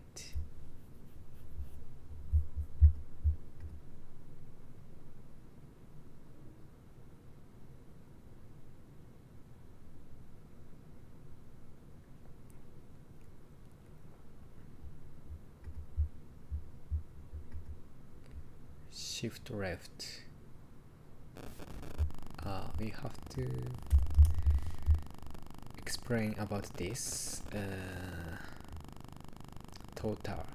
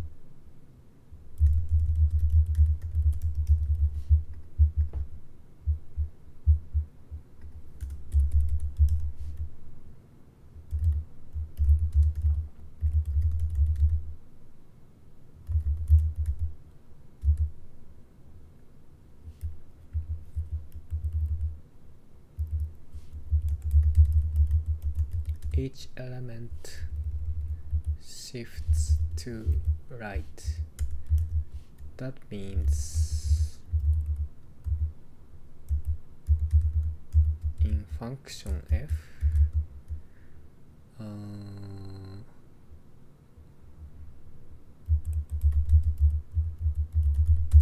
each element the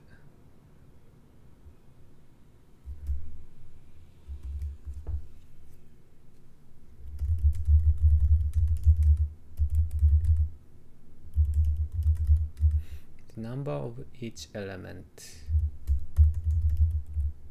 increase by 1. So we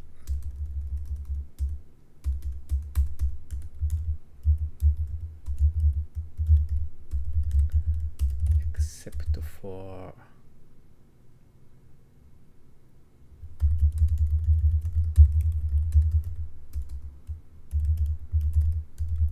current last element.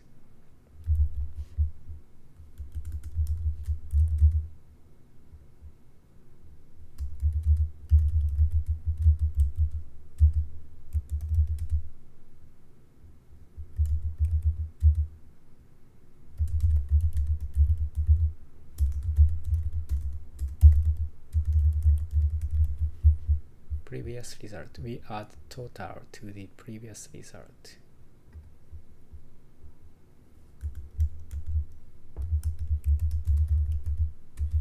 And then the last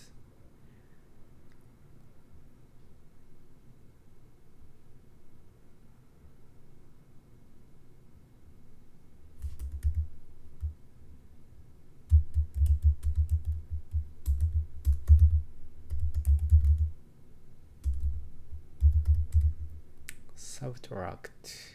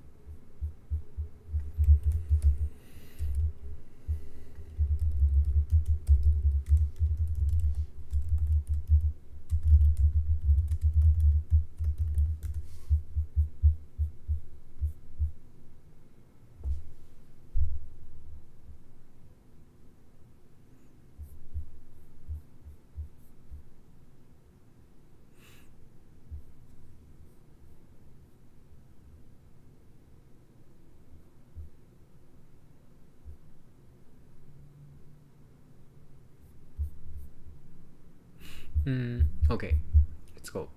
The problem asks us to return the maximum result of function f, where f is defined for each rotation k.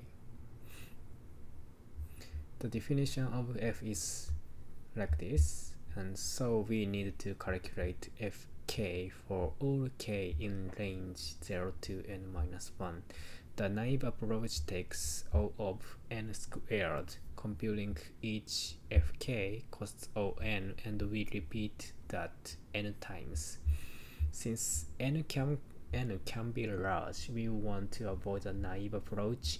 The key idea is that we can reuse the previous result, fk minus 1, to calculate the next one, fk, in constant time. Here is how we can do that. Base case f0. Now we compute fi using fi minus 1. Find the element that moves to the front after rotation, And when we rotate nums, every element shifts right by one position. That means each index increases by 1 in Fk, except for the element that wraps around to the front. So first, we add total to the previous result. Then we subtract n times last value because that element moved to the front index 0 and contributes 0 times value.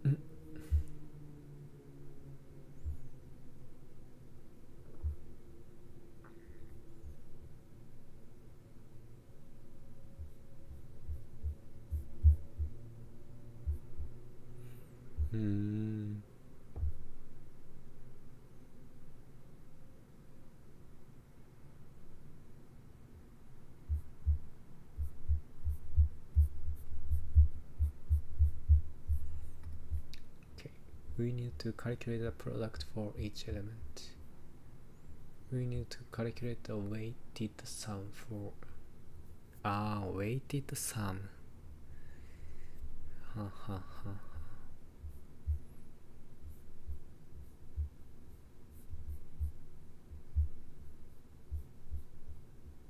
I noticed we can get the next result in constant time.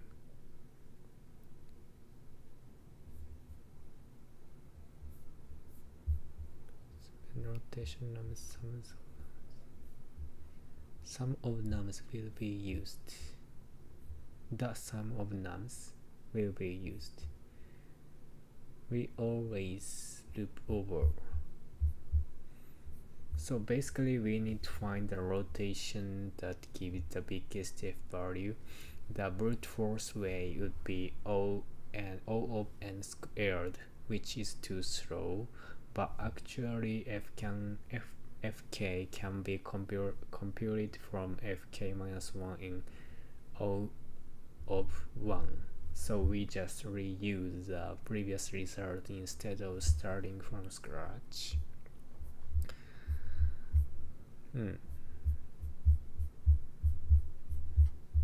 Not bad.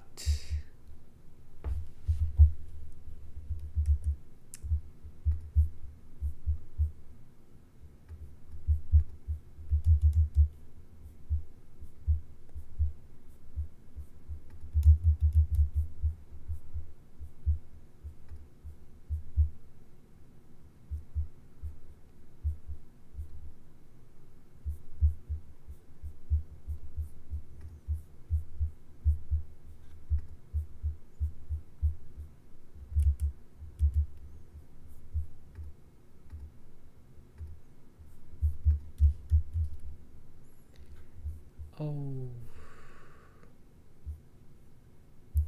I solved over 50 problems, and I feel like there are some difficult problems, and yeah, the others are easy problems. I don't think they are all the middle difficulty. Yeah, they are all the middle. In the middle, I don't think they are all the middle difficulty.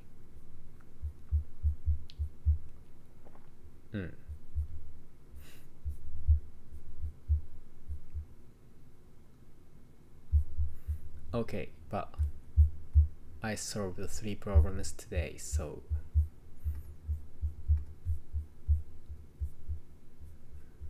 it's good. It's good. Thank you for watching. See you.